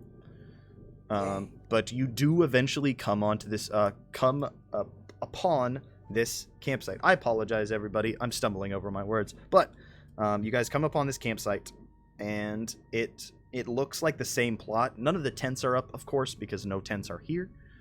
But you find the little fire pit. It looks like maybe that it's possibly been staked out before. So it's not an official campsite. You guys do pass by the Lakeshore. It is the Lakeshore Park and Campgrounds, but it's outside of it. Okay. It's a little bit farther outside of that area. As you guys are looking around the campsite, it is, like I said, dark at this point. The only real light is coming from the moon. That at this point is nice and bright. Not at its peak, but pretty bright. What would you guys like to do? Thank God that there are no creepy teenagers. Aardvarks. I mean, he is an aardvark. Yeah, that's what I meant. I meant aardvarks. Yeah. Here in you know what's funny that I found out while doing some of my research the other day is that Evansborough has the only barking aardvarks. That It's with probably this the town, does that water. surprise you? It is probably something in the water. all barking aardvarks are cryptids. What does their bark sound like? You know what? I'll figure that out. I don't want to look it up. Look it up now. But it's not as bad as their bite, I hear. Honestly, it's probably something very okay. It's probably something similar to like a fox's scream. Yeah. But like more guttural. Yeah. I don't know. Aardvarks. Honestly. Yeah. Have you ever? Do they bark You guys IRL? ever heard? Have you guys ever heard like a koala? The noises that koalas make. Oh no. Yes, and it's It's terrifying, but I terrifying. still love them. Yeah, they're adorable little bastards, but they sound like this when they make noises. And They it's- literally will be like, like, yeah. that's the noise. Also, that they have, they're literally too dumb Yeah. to like care about anything. Yeah. Okay, I'm Okay. sorry. All I right. could go off Tangent. about Tangents koalas. aside. What are you guys doing at the camp? The campsite. Okay, so Serafin, having grown up an orphan, Mhm. to him this is like a dream come true. I'm going camping. You start setting up your tent. Starts my tent. You start setting up your tent and getting the fire. I imagine you have a lot of the stuff that you would need. Like, all right, I brought the marshmallows, the chocolate. I brought the hot dogs. Oh, At this point, I'm just looking at him like, you realize we're not here to. Never mind. He's like, I am just excited about this. yeah, let's go. As you guys are starting to set up this campsite, I imagine, Bree, you probably have a couple of tents as well that you would be able to set up with your survivalist kind of upbringing. I imagine you've had to kind of, when you go on your hikes sometimes on some of your hunts, have had to like camp by yourself out in a few areas because you can't always. Yeah, I decided it'd be too much work to Yes, bring my some camper, and places also I can't don't fit it. want it to get damaged in case Yeah, Serafin 'cause decides It still to do has. some magical shit. So yeah. Yeah, it's Yeah, still. well, I mean, it was one time, Yeah. Bree, and in all fairness, it hit the Wendigo dead on. Yeah. It just so happened that your trailer was behind it. I imagine it still has a dent in the side of the Oh, camper. absolutely. I Yeah. am way too lazy to fix Yeah, that shit. it still has a dent from your guys' previous during your past the Wendigo hunt that you two managed to first meet during, and Oh there's yeah. still a dent. Also, this reminds me to tell the story of how Serafin and I met. Yeah. Kind of want to tell it like a campfire story. One night, I was minding my own damn business when I suddenly saw a literal giant man, though, shaped a collision. You know, like almost like Like you a know, Looney Tunes. yeah, Looney Tunes style. type bullshit. Like, I cannot believe that actually could happen. It kind of did. I don't know how he survived. Yeah. But, yeah, shaped dent in my trailer, and I go out there, I'm ready to throw hands because, like, who the hell is way out here? And also, how dare you damage my house? But I just see this goofy-looking string bean of a human being, and I just can't help but feel bad for him. So, like, I see he's fighting a Wendigo, Then I and, noticed like, the monster in front of him and was like, oh. yeah, Wendigos are, like, a pain in the ass when Oh, yeah. they just will not go away. Yeah. And, you know, I've dealt with a couple. Not, you know, normally you hurt one, Mhm. they stay away. Mhm. It's kind of nice. Yeah. But this one was being a little shit, so I had to help, and so Yeah. I held it down while we finished it off. Mm-hmm. As you guys burned Good it times. alive. We did. We literally burned it alive. It was beautiful. What? Yep. So during this time, after you guys have gotten settled in, I imagine, you guys have been roasting your marshmallows and stuff during this, because like I said, it is nighttime at this point. Roughly around like 11 by now, after getting everything set up. It was a little difficult setting up the tents at night, but Serafin was like, we gotta do this. We're doing it live. As you guys eventually are kind of sitting in a very similar manner to what happened in Patience's vision, just sitting around the campfire, hanging out, talking, when you guys hear the sound of a branch breaking in the forest. I instantly go into fight mode. You know, I have my hands up with my brass knuckles, obviously. Okay. Well, I was going to ask if you guys heard that, but clearly you did. I hear everything. And we're not going to go in there alone, are we? No, I don't think any of us are dumb enough to, Were you about to say something, Seraph? I was about to be like, we should check that out. Guys, we should check that out. Patience, you hear, send a tall one first. But should we go alone? Him? Well, I did say I was going to throw you into the front lines. Maybe you should. Yeah, you're tall enough, you might seem like a threat. You know, it would make things a lot easier if it just got camouflaged like a tree. All right. Just like holding branches above my head, just like, you know, in the dark. Can't tell if what are I you don't think guys, we should go alone. What are you guys doing? Okay, so a branch breaking wouldn't immediately put me on edge, I don't think, because, you know, we're in the woods. There's branches everywhere. They're bound to break. For sure. Constantly on edge, though. I am always So, I on mean, edge. like, if it's audible enough for me to hear, I'm going to be attentive in that direction, but I'm not going to act immediately. Sure. Maybe I can go with and kind of guide where the other guy went. I don't know how I feel about that. What do you Hey, guys we think? could do it all together as a group. With I feel like friendship. this could turn into a musical, and I'm not about it. Great. Now we can all die together.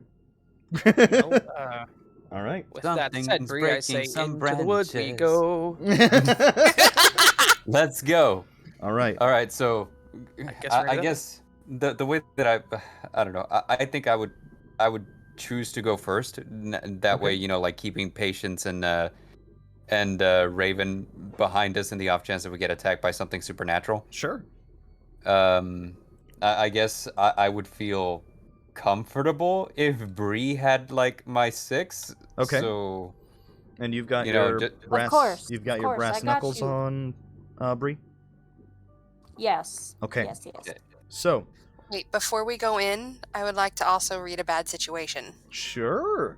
You're looking around. Patience is the 9-year-old with the right set of moves here. Like immediately, let's read a bad situation. Meanwhile, I'm sitting here like, let's attack it head on. Okay, so go ahead and roll plus sharp for me, Patience. All right. And I got a 9 plus 1, so I got a 10. that's a 10. So you have a hold of 3. In read a bad situation, for those of you who don't know, you roll plus sharp, and on a 10 plus, which this is what it is, you get to hold 3, which means you can ask any use a hold to ask any of the following questions. What's my best way in? What is my best way out? Are there any dangers here we haven't noticed? What is the biggest threat? What is most vulnerable to me? And what is the best way to protect the victims? And if you act on these answers, you get a +1 ongoing while the information is relevant. Awesome. So go ahead and ask your first question. Are there any dangers we haven't noticed? Any dangers you haven't noticed? Okay, so that's an easy one. As you guys kind of are at the edge of the dense woods, you look around inside, the moonlight just barely poking through a few places, but primarily overtaken by darkness. I imagine you guys have a flashlight or something along those lines, some type of light source, you know? You guys aren't amateurs You've done this rodeo before. You begin kind of shining around with your flashlight, and you see about 30 feet out from you, just kind of standing, just peeking outside of a tree, what looks like a very shoddy Easter Bunny costume. Like, it is very clean white, unnaturally clean for being something that is out in the woods. That is standing there. It looks like there's a thin man underneath, but it's really baggy, so it looks like the person that's underneath isn't really filling it well. But he is holding in his hand, sorry, I keep hitting the mic. He's holding in his hand a hatchet. It's not Halloween. A nice old hatchet. Patience, you see that. Guys, do you see the weirdo over there? That is a pristinely white rabbit. I almost feel like he's a dust-free bunny. Yeah, he's lacking any kind of, I don't know. He's creepy, but not the kind of creepy we normally deal with, you know. As it is standing there, kind of as you guys are talking, it's standing there just head slightly cocked, looking around with the blank eyes of this mascot costume, essentially, as it's looking around at each of you. Are you sure this isn't like a prank that you saw and maybe your caffeinated brain? I mean, I love you. I'm so glad I'm able to, give you the caffeine that you You didn't give me caffeine this morning. But are you sure you didn't, exaggerate a little bit? This looks like it might have just been a prank, to be totally honest. If Patience says she saw somebody dying, I tend to believe her. Mm-hmm. Mostly because she's 10 and she was really excited about what she saw. Patience, you have 2 more hold. What would you like to use? Is there another question you would like to ask? Yes. What is the best way to protect the victims? The best way to protect the victims in the context of this situation would be to, 1, either leave, or 2, get rid of that bunny man. And we ain't bitches. So. we ain't bitches. Yeah. And I will give you 1 hold, 1 more question before something happens. Okay, I just want to say the fact that she said we ain't bitches. We ain't bitches. I love this. I'm loving her more and more every time. I mean, it's unfortunate how she came about living with you, but I'm kind of glad that it worked out like this. I can't get enough of. You're the only child that I actually like. Mm-hmm. Just saying. All right, Patience. What is that last question you would like to ask? My last one would be, what's my best way in? Your best way in, to get to him, is essentially if you want to attack him, it would be to either get in close and hit him. In the like I said, a lot of these answers are dependent on the context of the situation. So sometimes my answers will seem redundant, but at least kind of ironing the state of it. So your best way in, if you want to attack him, would be to close that distance between you and him, considering he is about 30 feet out from you. And now, as you realize the distance that he is, the threat that he is, and what happens, he holds up that hatchet and chucks it at, we will say, 2, 3, 4. He chucks it at you, Patience.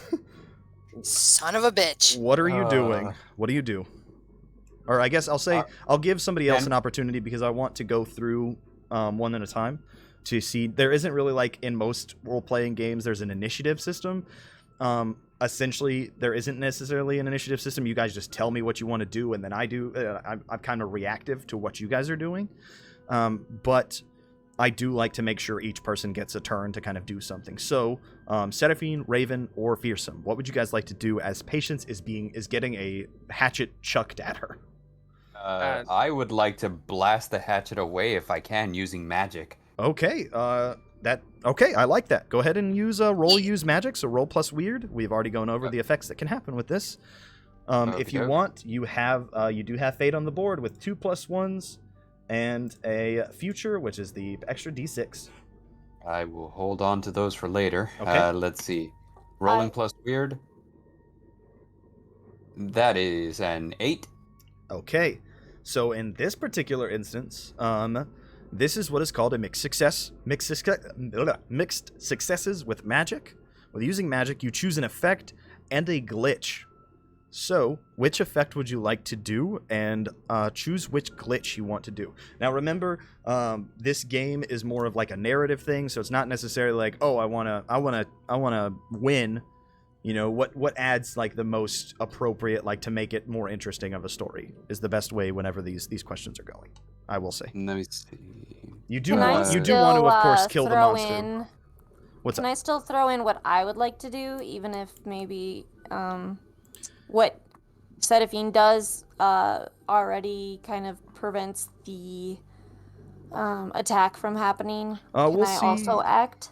Yeah, we can have that if something else happens with it. For now, we'll resolve what's happening with Serafin, and then we'll give you the chance to what you want to do. Okay.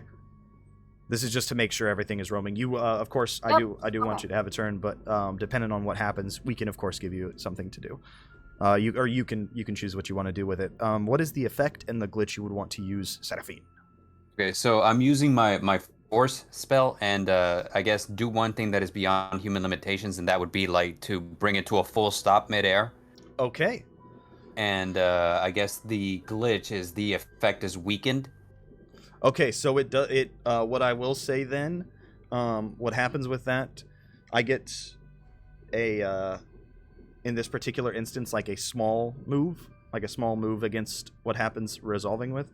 So you use your magic, sending the gust of wind to kind of push it. It does stop it and slowing it from fully hitting patients, but it essentially will roll. I imagine what happened with the way it's weakened. It just barely hits, so maybe it's not going to take the full brunt of the damage that it would have taken. But patients, you do get kind of hit with it, taking 1 harm. However, that is a lot less harm than you would have taken if that had hit you head on. So Thanks. Is that an okay trade-off to it, or? Yeah. Okay.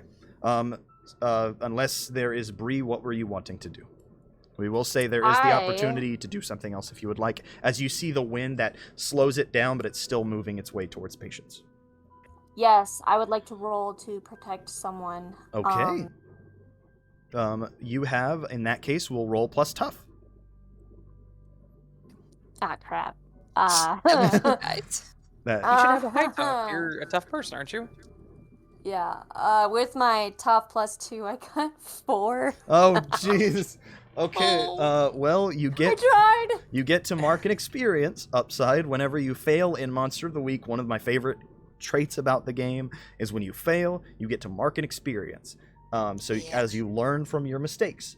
So, Serafin, you send out the magic, and kind of push it back, slowing it, the velocity that it was traveling, slowing it more. As it starts moving, it does move past patients. Bree, you try to, I imagine, like trying to run towards patients to stop it, but aren't able to. Raven, is there anything you would like to do before this happens? If I act under pressure, can I just grab her? Or is that a protect? No, that is an option. I like the idea of you trying to quickly get her out of the way, so go ahead and roll plus cool. If I may. Catch it with your bare hands. I'm going to attempt to catch it with my bare hands and actually plus sharp for me, not cool. Oh, yes, that's right, because you have your special move. All right. Oh, please be good. That would be pretty badass, though. Mm-hmm. All right, I got a 4, 3, 7 plus sharp is 2, 9. Okay, on a 7 to 9, I'm gonna give you a worse outcome, hard choice, or price to pay. Yeah. So I will say what happens with it. I like this because this will move into because considering how Bree failed outright, I get to take like a bigger move essentially. I get to have something worse happen. So you are able to get Patience out of the way. Essentially, what's going to happen, you move and you grab her and move her out of the way. You are going to get the hatchet kind of dug, like kind of into your shoulder. You are going to take 1 harm. What's going to happen with this? Patience does not take any of the harm. However, you guys, those of you, I imagine, Raven, you've got your back turned because you were trying to grab onto her. Bree, you're kind of down on the ground after trying to stop her, or trying to get in the path of it, I imagine. Oh yeah, I did one of those dramatic dives to try. No. So, Serafin, as you are looking on, you see this man in this rabbit costume just kind of hop and then disappear, almost like a mist, and reappears in front of basically right at Raven's back, holding on to the hatchet. And he grabs onto Raven and he goes to attack him. What do you do? Holy flop, weird horrors, Batman. You see, as it has been pretty much quiet this entire time, as soon as it gets close to you, you guys get this overwhelming smell of rotten eggs. Like it is incredibly overtaking your senses. He is carrying the eggs of Easter yesteryear. Yeah. You are going, any hunters that are attempting a close attack are going to be taking a -1 ongoing to get to any types of close attacks to him, as they are kind of overtaken by the scent of rotten eggs. Oh, he is straight up rotten. Take a freaking shower. Take a shower, God. I guess the way that I would act is I would immediately, just redirect my magic once again and try to aim for him head on. Okay, this sounds more like combat magic in this particular case. Correct. I will say, because he is right nearby you guys, you will have a -1 to this roll. Okay. So, I guess if we're doing a -1 to the roll, I would like to do a present fate. A fate of the present? Okay. That will give you I clicked the wrong one. Or a present or a past, which is... Oh, dang it. You know what? The past is the +1, present is the extra harm. Let me do the +1 to roll, so the past. So it'll be essentially just plus your weird, correct, when you do kick some ass? When I do kick some ass, let me see, pulling it up. Kick some ass. When you get into a fight and kick some ass, roll plus tough. Okay, so it's still plus your tough. Okay. Yeah. In this particular case, I will state real quick before we go, that past was given to us again by Kawhi Poltergeist. Thank you so much for donating the +1, because they definitely need it for this particular instance. Yeah. Again, if you guys want, there is the download links below. If you want to add more to the mystery to help the hunters solve, Serafin, roll that plus tough for me. Okay, so rolling. I think I have 0 tough too, so let me see. Rolling. Where is my character sheet? Here we are. You're good. Click. Tough. Ooh, I got a -1 to tough. That sucks. So I rolled a 6, and -1 is 5, +1 is 6. Okay, so that's still a failure, so mark experience. Got it. As you try to send the gust towards him, it moves out of the way and kind of sinks claw. Like you see these long nails that kind of protrude out of the bunny costume, stab into Raven's side. Raven, my friend, you are going to take 2 harm. You guys are gonna kill me. We will... Shouldn't have taken a dive for your niece, man. Can I Patience. Can I do something too? Yeah, sure, go for it. What would you like to do? I would like to use my power, the big whammy. Okay, kick that ass. Yes. Which that lets you roll plus weird whenever you're doing it, correct? Or is that another one that's still the same as... Nope, I I'm get sorry. to do plus weird instead of tough. That's right. All right, go for it. Stormy, I do apologize. I was reading the wrong one. Combat magic is roll plus weird. I'm sorry. Oh, okay. Yeah, but no worries. I mean, we can move on. I'm yeah, just well, I get you. For future future reference, it'll be plus weird. Right. Okay. I got you. Sorry about the confusion on that, buddy. Yeah, that was my bad. You're good. All right, passions. That's a 4. No. Oh, no. We hate to see it. Okay, as It looks like what's it called? What is it? Stop and go or like fix and go ain't gonna open next year, man. So patience, as you, after Raven has gotten him, he kind of, I imagine the stab, the pain that he gets, he kind of lets go as you pull back and try. You see like the energy gathering in your eyes. Like I imagine it.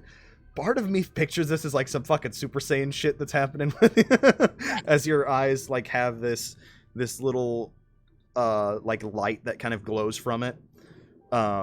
As you hold on to Mr. Future and try to like reach towards him utilizing your power. However, it is able to, because of that failure, like I said, make sure to mark that experience if you didn't already. It is going to take the hatchet out of Raven's shoulder and attack you, and that is going to deal in this particular case, that is going to deal 3 harm to you as he writes down into your arm. Or no, you know, I'm not gonna say. I won't say it's dug. It like kind of slashes across, but it still deals that 3 damage to you. Okay.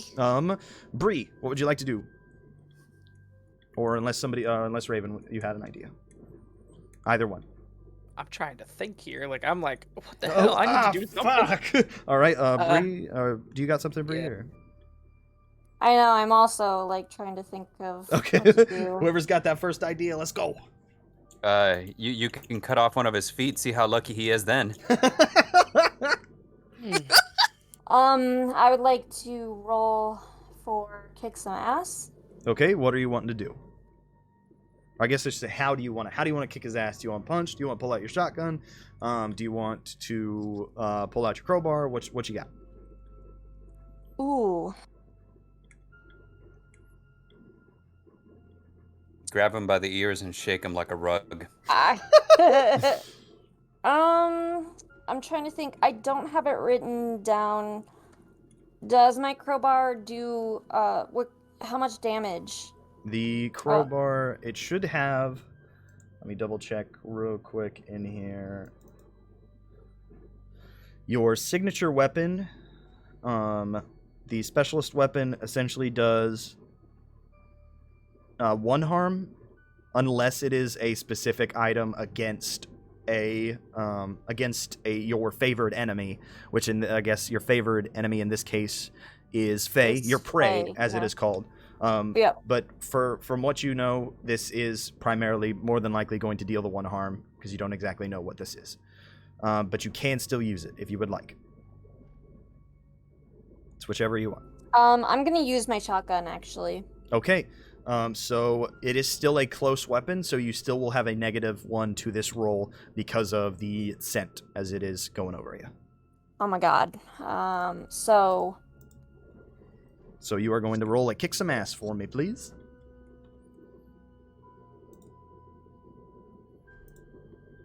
It says plus your tough. Yep. So -1? Yes, with a -1. If you want, that's a 7. There is okay. So that is a mixed success. So Wait, is there there is fate on the board, but we do have where we want that is called before we roll. I did it on that one instance during the Patreon game because it was literally like this could have kept going for a lot longer. But primarily when you use fate, it is preferred for you to call it before you would use it. However, a 7 is still it's still a success. You just both deal damage to each other. So you are able to shoot off your shotgun. How much harm did that deal to him?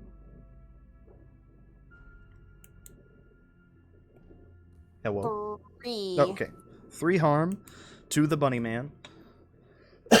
As you shoot, and it kind of, I imagine it dead center, like, kind of blows off the bottom section of the mouth, like the mouth of the mask. As he turns, you now see this kind of gnarled face underneath with these very, very long needle-like teeth underneath it. and it bites down into your shoulder as it kind of turns after you, or as it's turned to you and shoots. After its head kind of recedes back, it kind of, as its head's moving back, latches onto your shoulder. You are going to take 3 harm as well. Oh my god, I'm gonna have to get a rabies friggin' shot. He's got rabies. How painful rabies shots are. Oh my god. Raven, what would you like to do? As it has moved its attention from you and is now attacking Bree. That's a good question. So, sorry, I'm thinking here. This is not a good situation.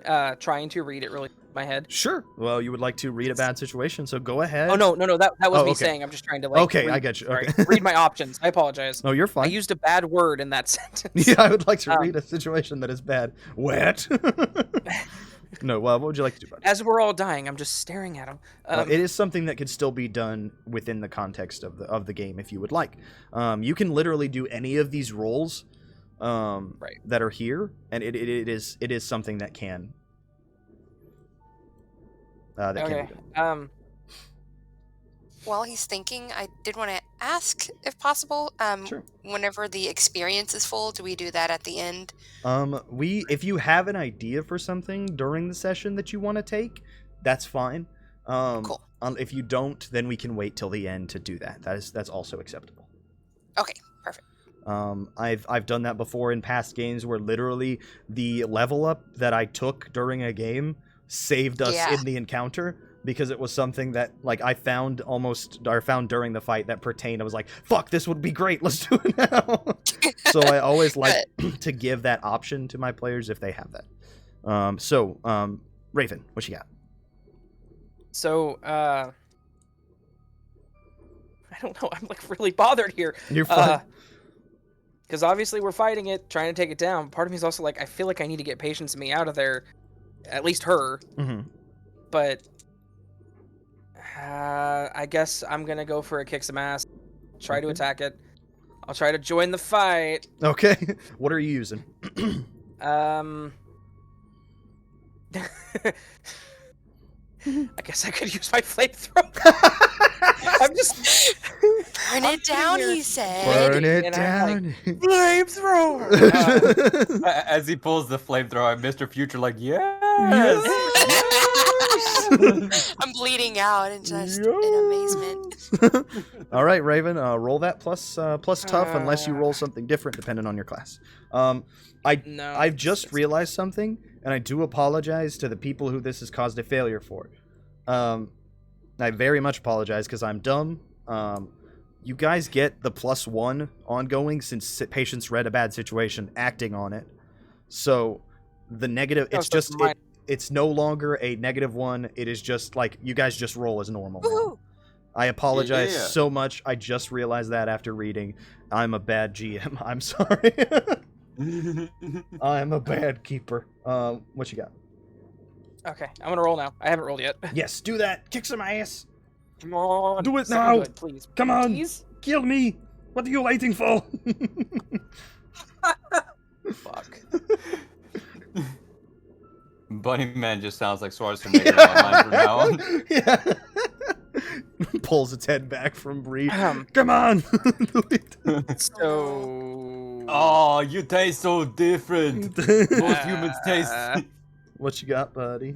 Oh, okay. So I will say as well, you guys also have a mechanic in the game called luck.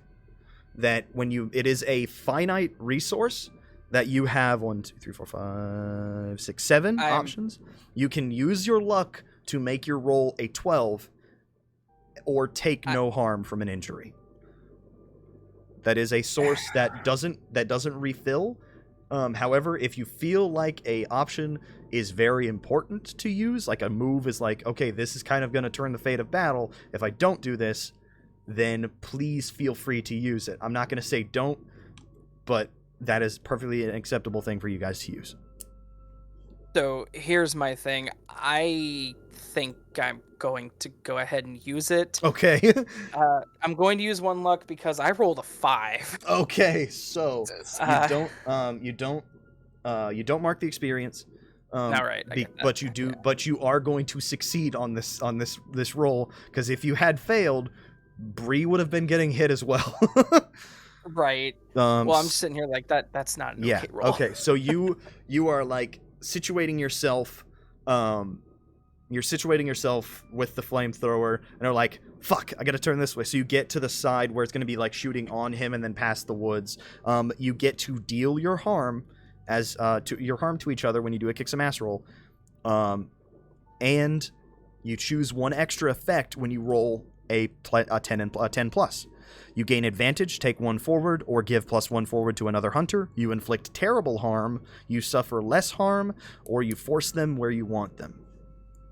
In this case, I think I would like to force them where I want them, which is off of Bree and a little bit of space between us. Okay. So as you kind of slide over with the flamethrower and shoot it out towards this bunny man, the suit almost immediately like catching fire, kind of starting to burn at this guy.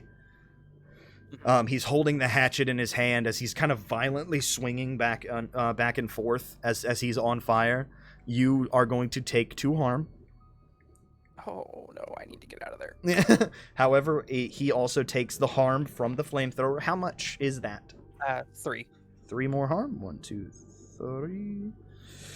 Okay. I'm unstable, so I need to get out, guys. Just FYI. Oh shit! Yeah, he kind of slashes across your chest a little bit as you begin to start bleeding.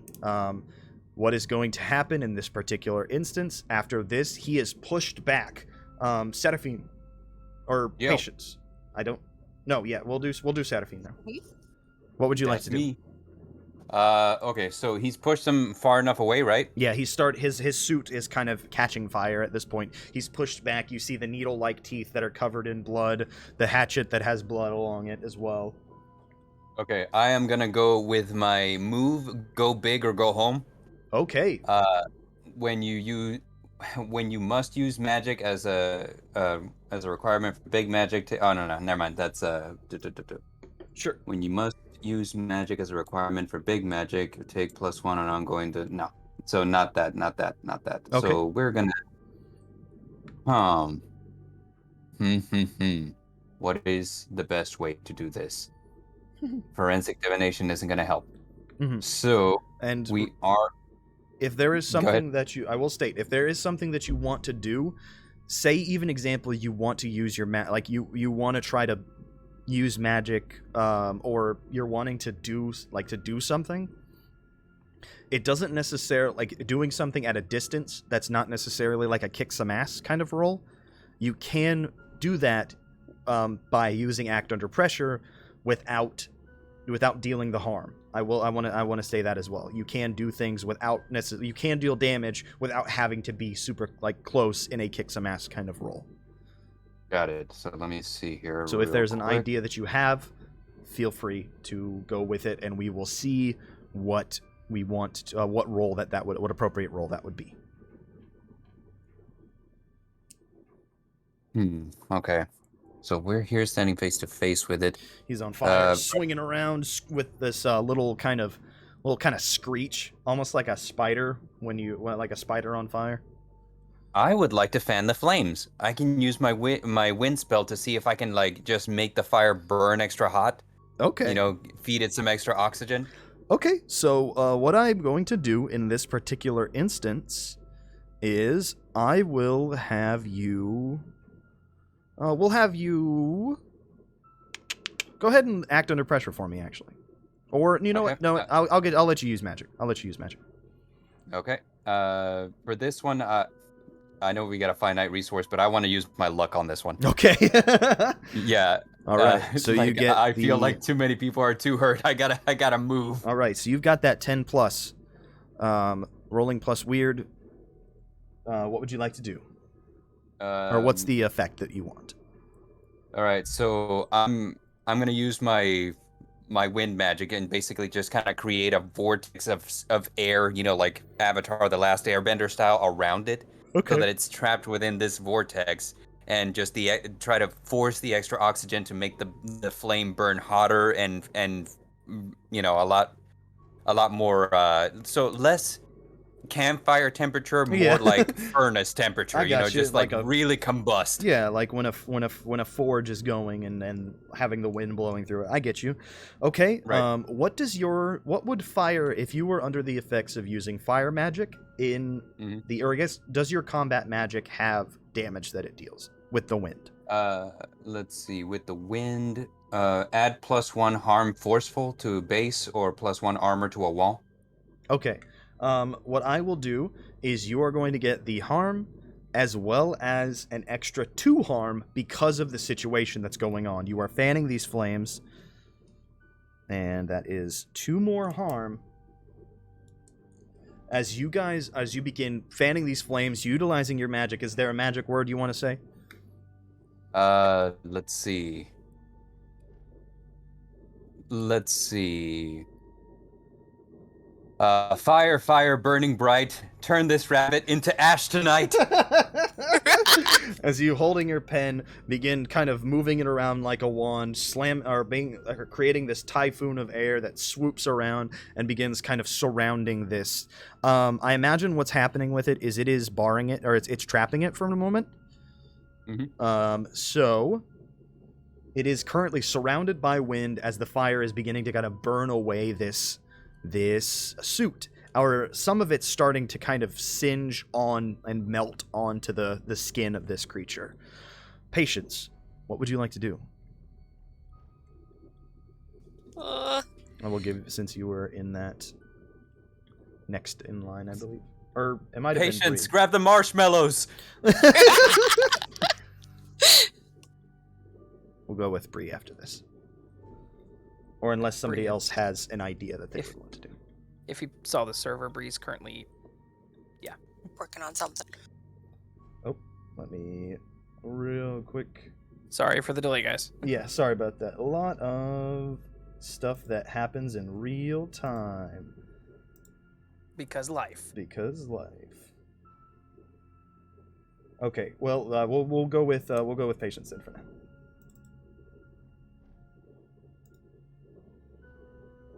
What you got, Patience? Patience, do you have any healing magic? I mean, I do, but I'm presently occupied. So, yeah, I was going to say I don't, but I was looking because my experience is full, and I was looking at my improvements. And it does say to take a move from another playbook, and I was wondering if that would count, if I could do some kind of magic Oh? from Would you? something like that. What move would you like to take? Would you like to do the combat magic from the Spellslinger book, or is there a particular? Something with healing, so he's not the only one. Okay. We'll say. I don't have the whole playbook on me right now. So. Yeah, Yeah. I need to get it. Okay, we will. I'll say for the moment, any types of like the unstable is stuff that will get worse over time. Right. That isn't. It is something that will eventually have to be addressed, but doesn't necessarily have to at this moment, unless you want to try to heal to stop to keep them from dying at this moment. I am Yeah. 2 away from death. Yeah. Okay. So I will say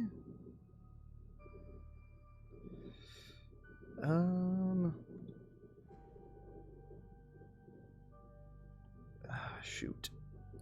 Sorry, we are trying to figure this out.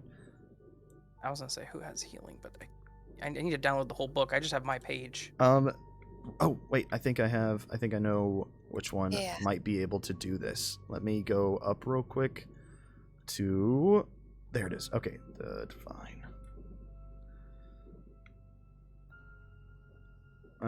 Okay, so the divine playbook has the ability lay on hands. When you touch, your touch can heal an injury or disease. When you lay your hands on someone, you roll plus cool. On a 10 plus, you heal 2 harm or an illness, plus they are stabilized. On a 7 to 9, you can heal the harm and illness, or harm or illness, on a 10 plus, but you take it on yourself. On a miss, on a miss, your aura causes them extra harm. Oh no. And Michael no. one. Yeah. It's like trying to bring him back to life with a defibrillator, Yeah. but instead you end up sending him into cardiac arrest. Yeah, so I I'm just will a child. I I- know when I don't know what I'm doing. I will state, you can take that, and I imagine it will flavor it not necessarily as a divine thing that is happening, but it is an extra gift that you are currently getting from Mr. Future. And if you want, remember, we do have fate on the board. The past, which gives you a +1, or the future, which gives you an extra d6, or you have luck. That is something that can be done. We're gonna eat all our luck. Yeah. I have 6 left. Yeah, we still I was have... saying, like, Okay. So my thoughts on that are, And- sorry. Yeah. If you're saying the unstable isn't going to kill me right away, Like I said, we can use this, and you can decide whether or not you want to use luck after the roll. It doesn't have to be before the roll. Right. It can be after the roll. So if you want, you can take on that ability, and that will be an effect or an ability that you have ongoing for the rest of the game, because that's the advancement that you take, and you can try to heal him right now. And what does the luck do? Luck makes it immediate. Like it's just you rolled a 12. Like that's just that it's just an auto succeed. And if you have the advanced version of the move, it gives you the advancement that would be given. As far as I am aware of that. Yeah. which none of us have. So Yeah, none of you have at the moment. However, you can definitely do that, and you can roll. And we have fate on the board. There's plenty of things that you can do that can help circumvent you from failing in this particular instance if you want to try. Okay, and we're saying this is all thanks to future. Yeah, and I imagine we can flavor as you are going up to Raven, like, oh god, you see the blood coming out of his stomach. It's just like, you know, this overwhelming sense of I have to do something. I have to try to help him. I have to try to save him. And you kind of hear Mr. Future in your head, which is normally the kind of Barney voice combined with that eldritch monster voice. But in this particular instance, it is just the monster. You only hear that monstrous voice. And you hear him say, I can help you save him. What do I have to do? You have to use me. Lay your hands upon him and heal him. So go ahead and roll plus cool. Okay. You remember, you have fate if you want to use that before you roll. that's cool. Yeah, it is plus your cool. Oof. Yeah. You have the +1 or the extra d6. You guys against me using the extra d6? By no means. Go. All right, I'm gonna do it. All right. Do it. That fate is given. It was given to us once more by Kawhi Poltergeist. Thank you so much for giving this instance, because Kawhi working single-handedly to keep us alive. Saving this, and that would be 8, 11, -1, so a 10.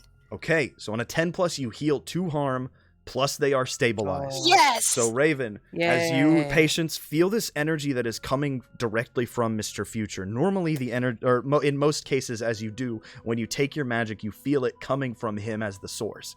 And you feel that coming through Mr. Future into your hands, into Raven, as it starts to begin to kind of close that big wound on his stomach. Raven, you have healing 2 harm, and you no longer are unstable. All right. So then in that case...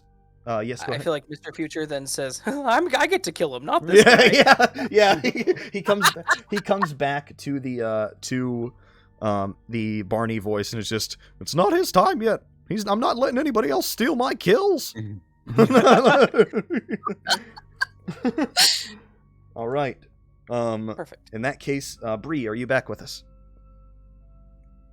Yes, but I'm not 100% aware of every circumstance. Okay, so the bunny man is currently on fire, being having surrounded by this whirlwind that is kind of fanning the flames. Patience has just healed Raven, has just utilized her abilities to heal Raven, which is something she hasn't done before, but he is currently, his big stomach wound that was opened up is being closed. You have this happening in front of you, as well as the bunny man who is currently on fire. You have plenty of different options that you can do in this particular instance. What would you like?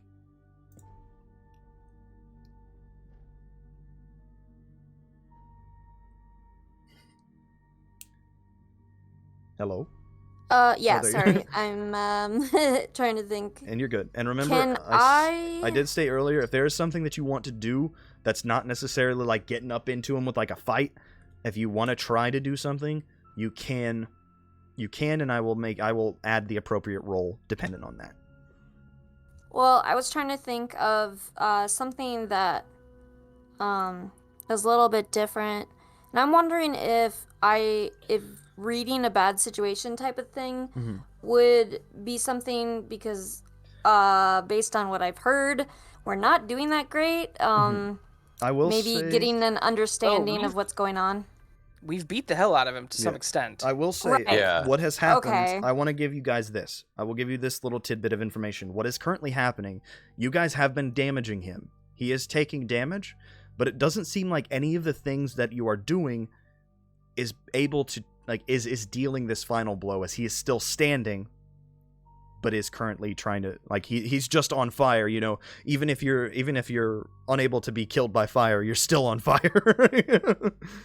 If I may interject for my once almost dying position, I feel like there's a little more to this situation, guys, and perhaps we should.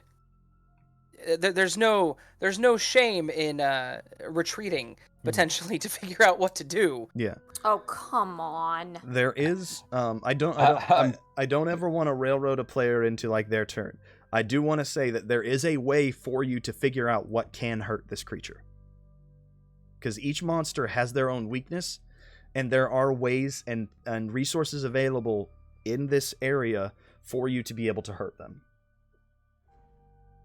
For you to be able to hurt this creature. That is in the investigate a mystery. Mystery, yeah.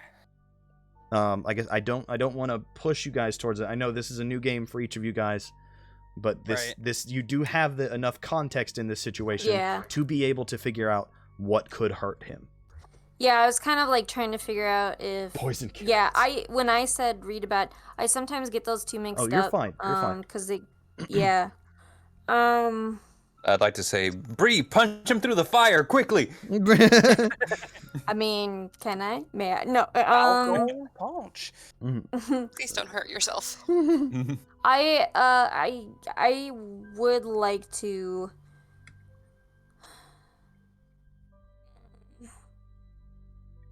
Can I investigate a mystery? Yes, you can. You can look over the surroundings, and realizing that what is currently doing is not killing him, I will let you roll investigate a mystery plus sharp, please. You do have one more +1 that is left to the that is on the roll or on the fate board. One more +1 that you can use.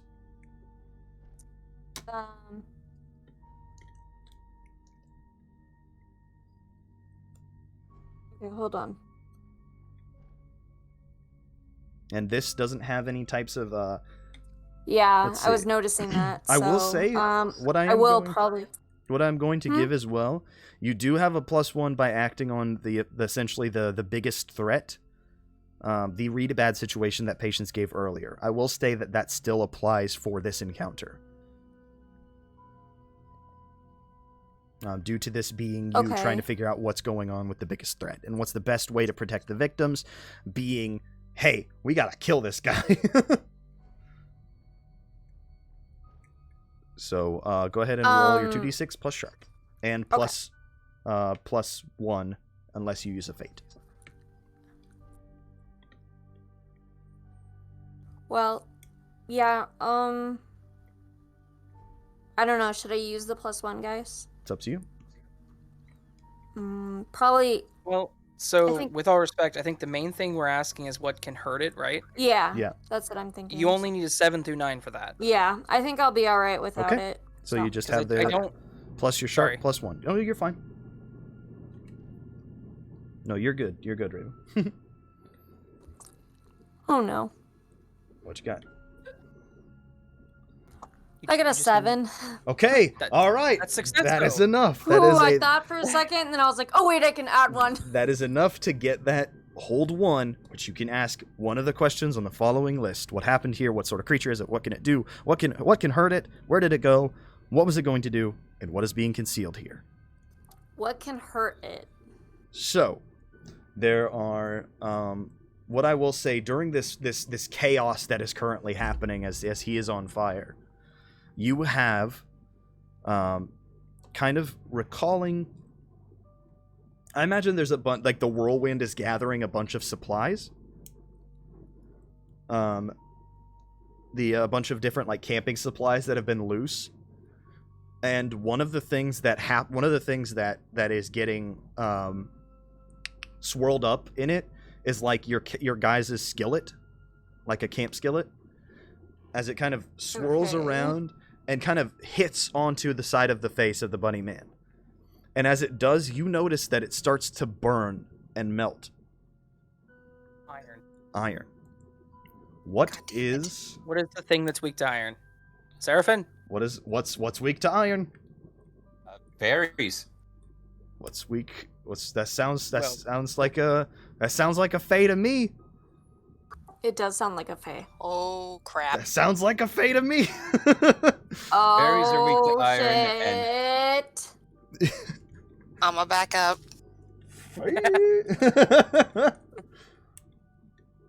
So, Iron. So, What- okay. Okie dokie then. what would you Alrighty, guys well- like to do? It's interesting that this is a fae. I do happen to have a particular set of skills. Yeah. Yeah. You see the iron start burning on him and just Ooh, it makes me tingle deep down in my blackened heart. You know, I get the little tingles like finally. Thank God.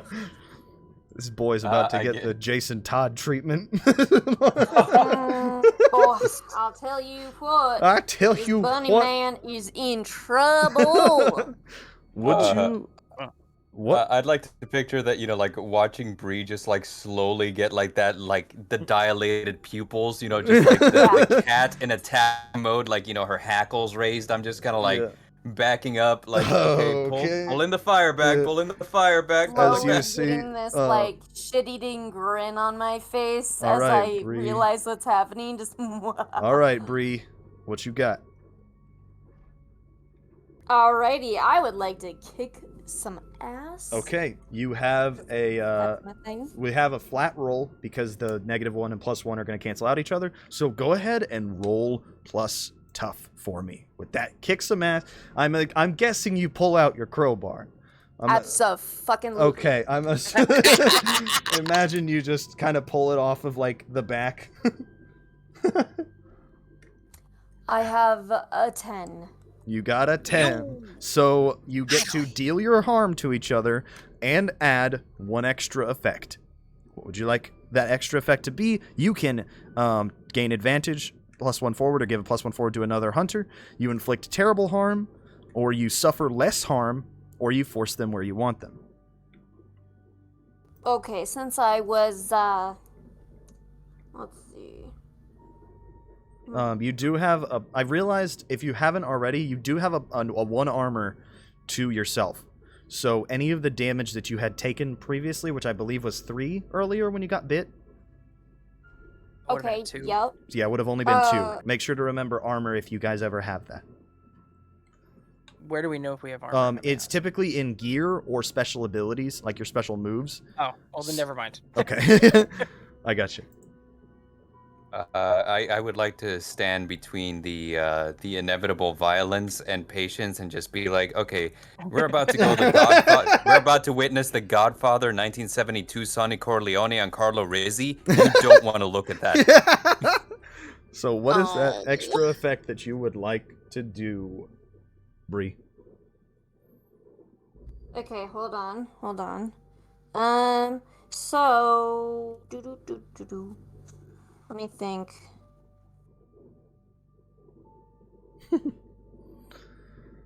Imagine Right, just I'm trying. he's like waving his arms, trying to put out, beginning to kind of like put out the flames. Beginning to put out these flames.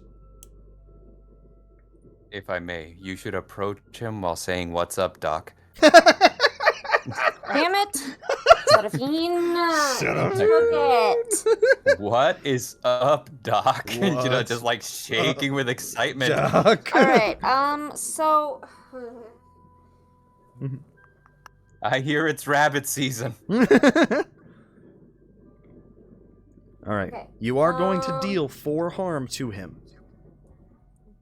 Okay. You are already going to be dealing 4 harm because it is your favored enemy, your prey. Yes, that is true. I was looking at that earlier. So I'm looking at my moves, and it's I'm seeing a +1 armor. Yeah. But I'm not sure if that would apply any. It makes it to where you take less harm. Yeah. You're already going to take 1 less harm. Yeah. So I would, like I said, go ahead I'm and gonna figure out what you want. We got probably inflict terrible harm. Okay, so we're going to give him an since- extra harm. Yeah, so that would be 5, right? 5 total harm from your crowbar. Hell yeah. All right, my good friend, Bree Storm, the wronged. What do you want to do in this situation? What would you say is the final blow that you want to deal to this bunny man? Because he is for sure gonna get McFucked up right now. He is 100% getting McFucked up. I'm like scrambling to look around, Serafin, like, please, Please, I want to see please. this. I would like to roll to help honestly, her cover her eyes. yeah, I'm like, shield. I know. I wanna. Avert your eyes, toughen child. I wanna toughen up patience, but sometimes she's not ready for this. Look, I'm sorry, patience. This is like an Eric Roth screenplay. It's extremely loud and incredibly close.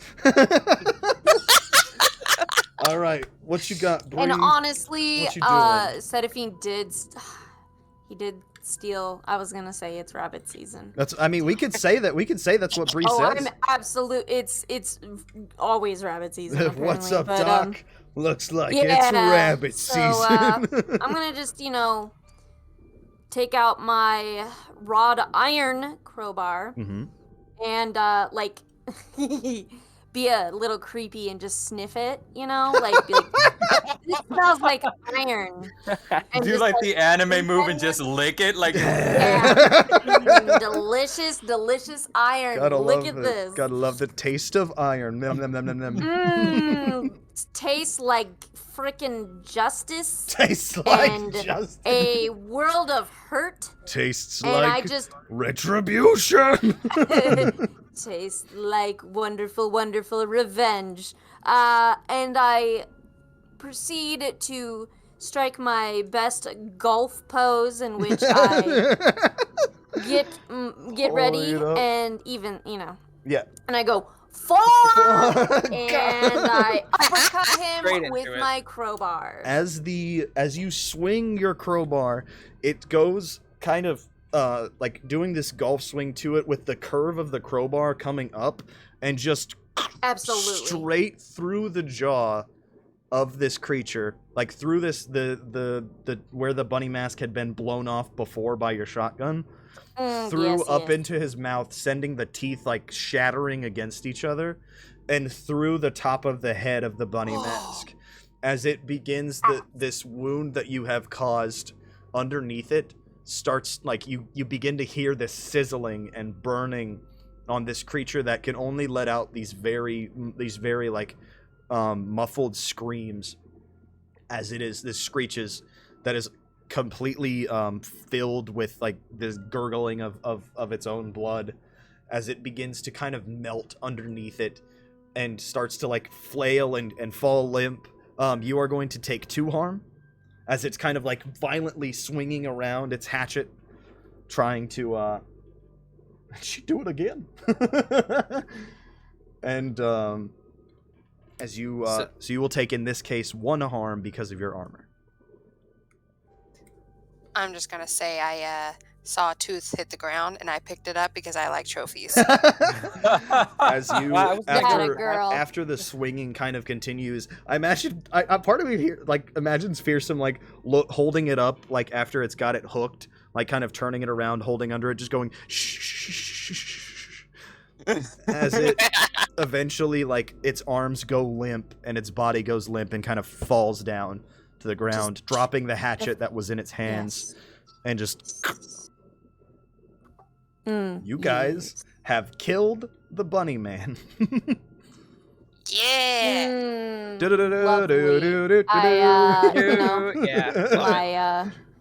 My work here is done. And this finally, I've been able to put blood on my crowbar. I'm never washing this thing, by the way. As you kind of grab the head and pull the hook of the crowbar out of its chin.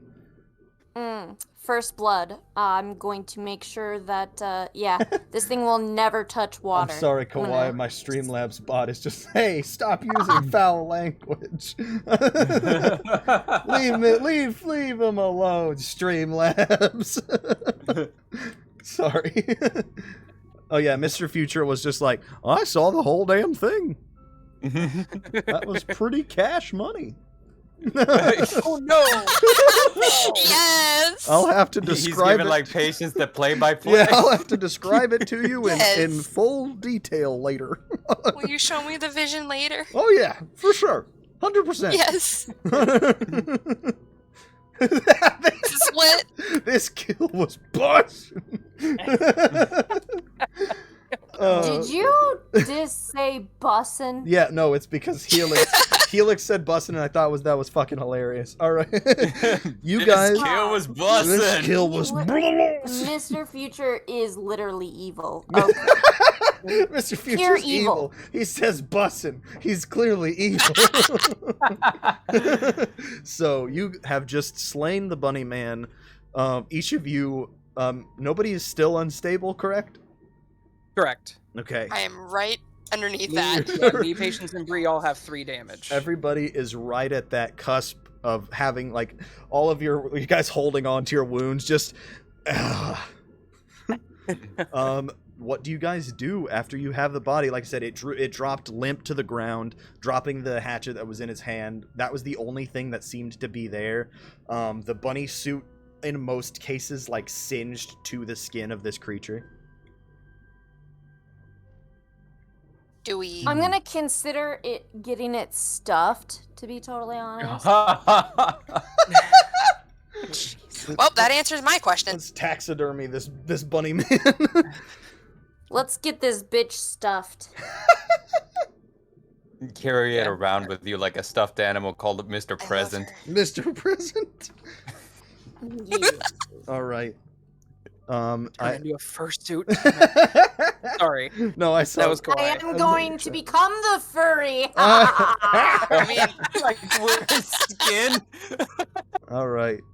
You. I get a little weird sometimes. I just think get we're- all hyper and happy about killing something. You're good. You know me. Are you guys like just gonna stuff the body into the trunk, into the trunk of the Blue Beetle, or are you gonna leave it talk back? to Wally. I'm gonna talk to Wally about maybe fixing it. You know. God help me, Seeing what Wally.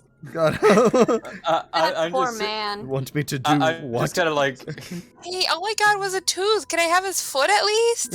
I'll think about it. I mean, that kind of detracts from the whole entire It's a thing. collector piece. I need all of it. Yeah. What do you guys do Sorry. with the hatchet?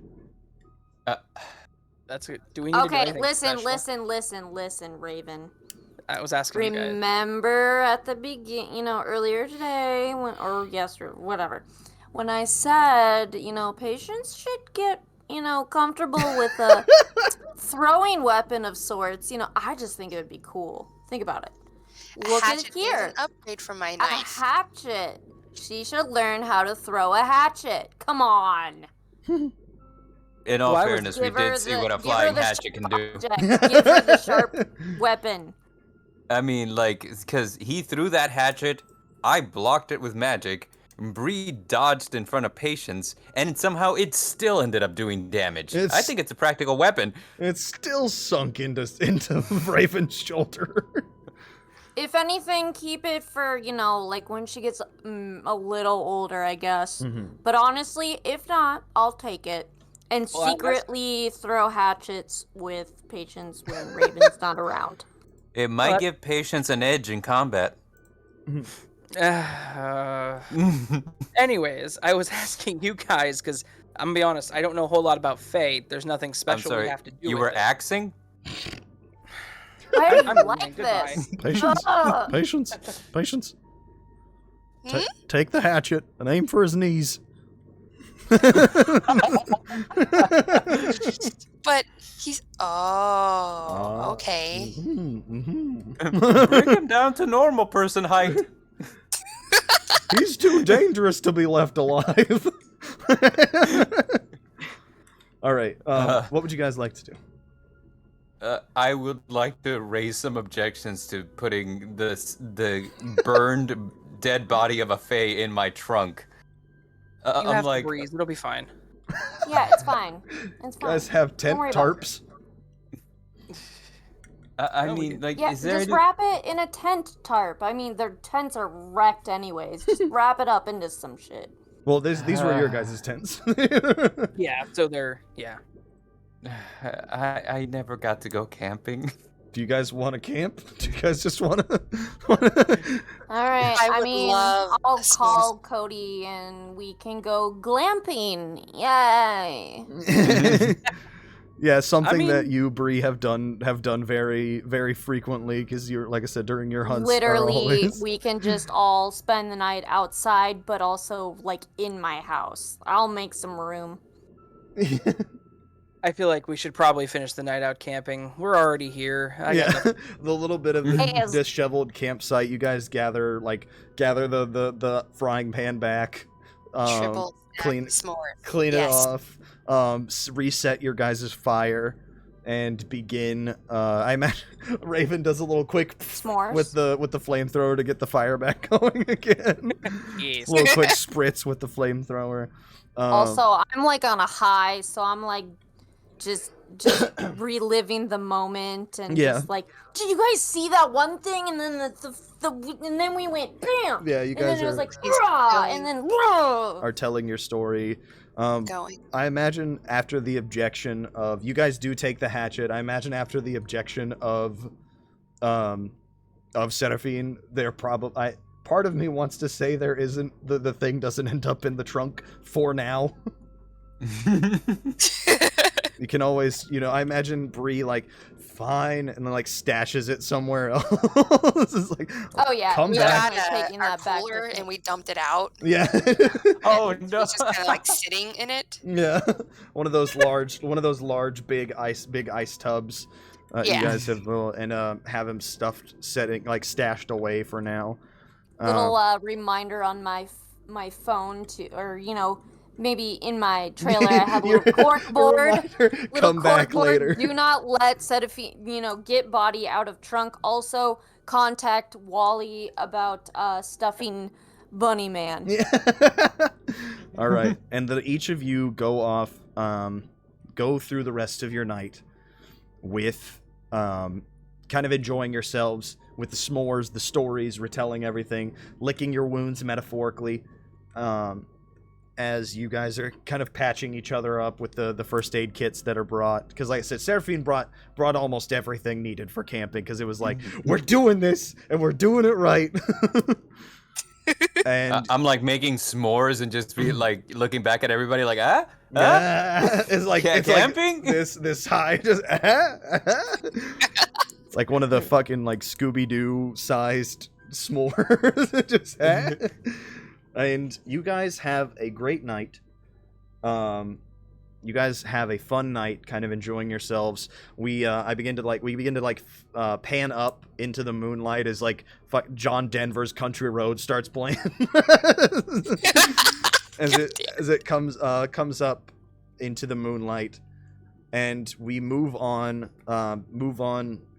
after solving the mystery. You guys have solved the mystery of the legend of the Bunny Man. You all We murdered the mystery. Hey, sometimes solving the mystery is murdering the monster. Fair. In most cases, solving the mystery is murdering the monster. And I guess, ethical brownie points for not letting teenagers die. Yeah, you guys. Freaking do. Speaking of, we're gonna go ahead and real quick do the end of session stuff while we've got it. So, for starters, did we conclude the current mystery? For those of you who do not know, Monster of the Week has a system at the end of each session. At the end of each session, I will ask the following questions, which are 4 different questions, and if there are more than one, if there are 1 to 2 yes answers, everybody gets to mark 1 experience. If there are 3 or 4, everybody marks 2 experience, myself included. I'm leveling up now. Oh no, the leveling system is going with us. Oh god. So, did we conclude the current mystery? Yeah, there was a bunny, man. Yeah, and he died. And he is dead. You have killed. You do know that the only way to properly slay a fae is by using iron, or in this particular monster's instance, sunlight, because it only comes out at night. So UV rays would also kill this particular bunny man. I imagine you guys find this out later after it's like, did we save someone from certain death or worse? Yes. Absolutely. Oh, Who'd you guys say? Yeah, that one punk kid. You guys saved saved Billy Bradley. You guys saved Billy Bradley and his girlfriend and their friend's girlfriend. You saved a group of teenagers who were going to get mercilessly slaughtered by a fae. All right. Did we learn something new and important about the world? Oh yeah, you Yeah. bitch. What did we learn? Fae are fun to kill. I was gonna say, fae are furries. Some fae are furries. You know what? I'll give it a yes. We'll give it a yes. Yes. I will say that there are different types. We There are learned different that types we of have barking aardvarks. You have the barking aardvarks, or Yeah, you have Bark the Iron aardvark King, as your high whatever. school's mascot, and you know that Evansbourogh is the home of the aardvarks, their sports team. Hashtag By the way, Bark the aardvarks are aardvark. ugly. They're doing their best, okay? They're still ugly. Sorry. Did we learn something new and important about one of the hunters? We learned that Bree is scary when fae are involved. Yeah. I mean, she gets a little. You guys have never seen Bree like that before. That just the pure malice that was behind Bree is like, this bitch. I went a little cuckoo for Cocoa Puffs. You went cuckoo for Cocoa Puffs. Okay. We also learned about my power with Future. 'Cause that was the first one we got to use. I was gonna say, I don't know if it really counts as a hunter, but like Mr. Future wasn't willing to let me die. Yeah, Mr. Future wants you to live, Aww. whether Maybe for he his likes own, you. whether for his own malicious purposes or not. He wants you alive. I will let you save him. I'm not letting someone else steal my kill. So then in that case, that is 3 to 4 yeses. So you guys each are going to mark 2 experience. Yay. Did anybody Yeah. level up from that? Did I I get Yes. Okay. Level So, up again? No, okay. I haven't. Yeah. Okay, so you took, we'll go ahead and start real quick. Or who else said they leveled up? I heard somebody else say it. I did. Raven and Bree? Yee. Serafin, did you, how much experience are you at now? I'm 1 short of leveling up. Okay, alright, cool.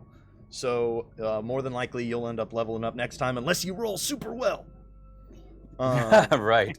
So, in that case, Raven, what, do you have any idea for advancements you would want to take?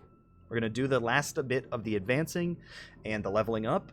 Then we have one little after credits scene that none of the hunters will get to see. This is just for the audience that's going to happen. Aw. What? That's not cool, man.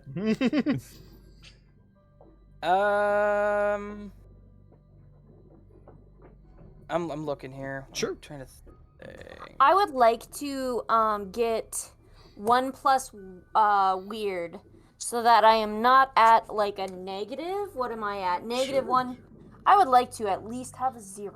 I imagine justifying it after this, it's like that instance of pure like animalistic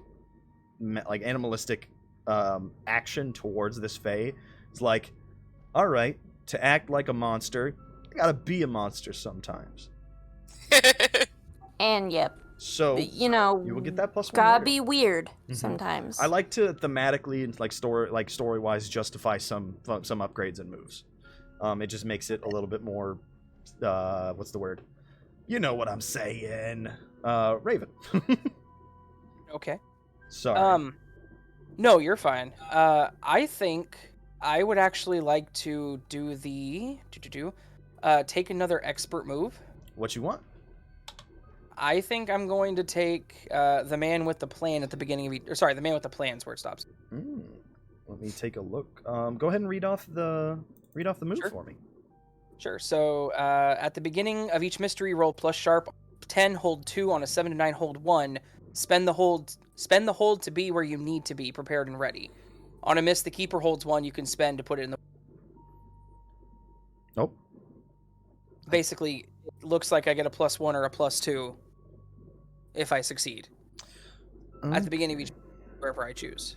Okay, so you essentially can utilize it to where if you need to go to a specific place, then you've got it and you are all set up.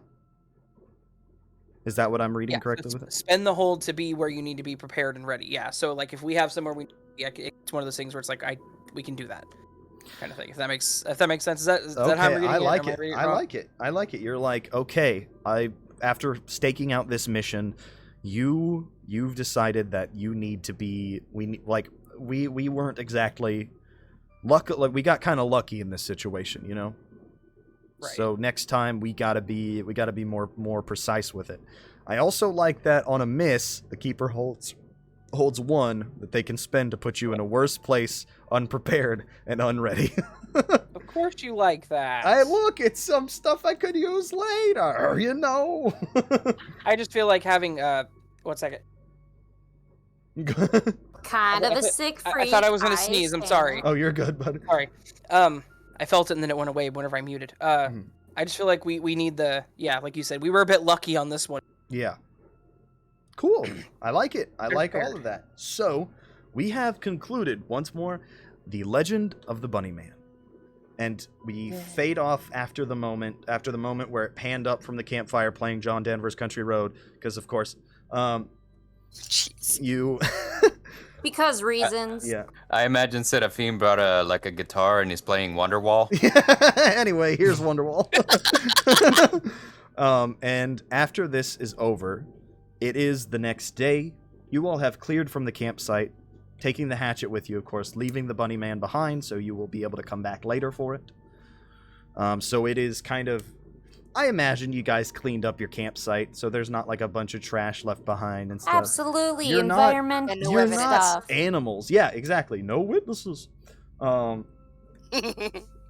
you guys have left the area, and we kind of pan through this clean campsite, of this unmarked site, and kind of through it to the cooler that is kind of, I imagine, like stashed under some like brush and bushes.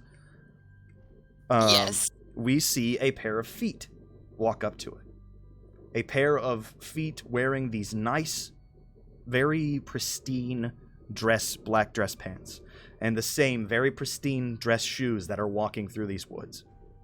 Standing in front of this spot, it is looking down, and kind of you see what looks like a black petticoat kind of hanging from it. as it reaches a gloved hand down and kind of brushes off some of the brush to open up this cooler. And it sees this burned remains of the bunny man looking down at it. You see as it kind of reaches in and pulls off the mask of the bunny man and holds it looking into its hand, and we see it now from the front view. It is his face is kind of covered by this very large brimmed like not top hat, like a dress. Duster? No, Yeah. bowler hat? Yeah, like a bowler hat. A very like wide brimmed, and he's like his gloved hand holding the mask in front of his face as it kind of like looks down, and you see this very like the bit of the mouth that you see is almost this kind of like gray skin, like with a little like it's got a flesh tone to it, but it's primarily gray. But it has no, like what you see, it looks like it doesn't have a nose. And this very, very large, unnatural smile with these gross, like the gross stained teeth.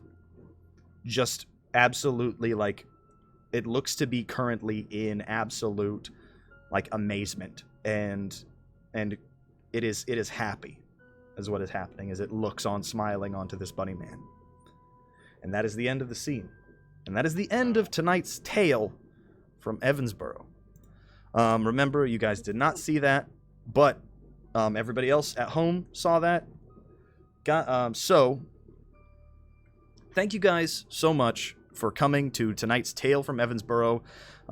If you guys enjoyed the show, consider, if you are watching this on YouTube, consider leaving a like, subscribing, consider subbing for Twitch, following for Twitch, sharing the stream, everything. If you guys want to help our hunters solve the next mystery, please go down below if you want and give them fate to help them along the journey. Because it definitely came in handy today. Thank you, Kawhi. Yes, Kawhi, thank you so much for donating fate. We do still have one past and one present that will be left over for next week's adventure. Guys, this was very fun. Do you all have any parting messages for for the people watching? Everybody, I had so much fun with you guys as always. You are a delight to play with. I love all of your characters. I'm so glad we are able to do this game. Is there anything you guys would like to say to the audience before we cut out? Hi there. I'm Serafin, the Midnight Bard. Jeez. We've had some fun on this stream tonight, but I'd like to talk to you about something serious now. Yeah. And that's furry on people violence. I don't expect anything less. Some furries are dangerous, true, and sometimes their bites can cause rabies. If you are bitten by a furry, seek medical attention immediately. Now remember, if bitten by a furry, probably's got rabies. Go get tested. Make sure you've got your rabies shot. Anybody else have some parting wisdom for our guests before we head out? Make sure you send your fan art of Bark Bark the Aardvark to, Yes. or was it Tales from Evansbourogh at Gmail? talesfromevansborough@gmail.com, and that will get you guys put into next session's slide. And we will be posting on my Twitter at ScaryStoryRain any updates on the next game. We are currently planning on doing this as a bi-weekly game, so it shouldn't. It might not be the 26th because I will be out of town, so I will not be able to have that game. So it looks like it more than likely will be the 12th of March, unless something else comes up, or if it can happen earlier. Everything will be make sure to be updated on my Twitter at ScaryStoryRain. That is, please go keep an eye out if you want to be updated with that. Anything else as well? Please send Bark Bark the Aardvark art because I love that so much. Yeah. Anything else, guys?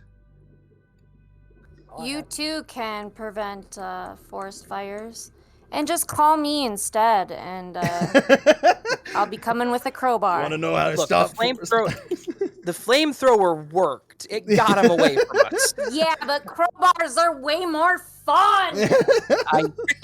If you I ever don't see listen. I can enchant a weapon. I can make a flaming crowbar. Hush. Okay, don't take my thunder. You can't take my thunder. For those of you, one last thing, I do apologize for keeping bringing things up. This is going to be up on the Tales from Evansbourogh YouTube channel.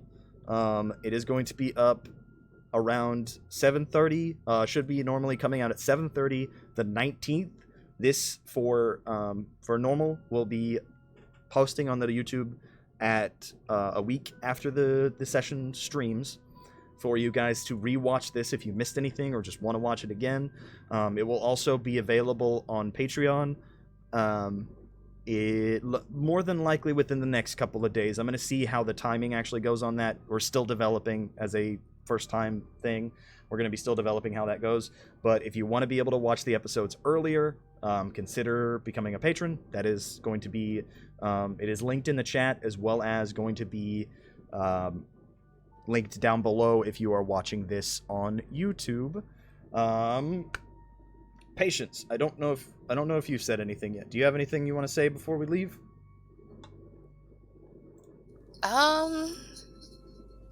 Not that I can think of, other than I appreciate the people that came and helped us out.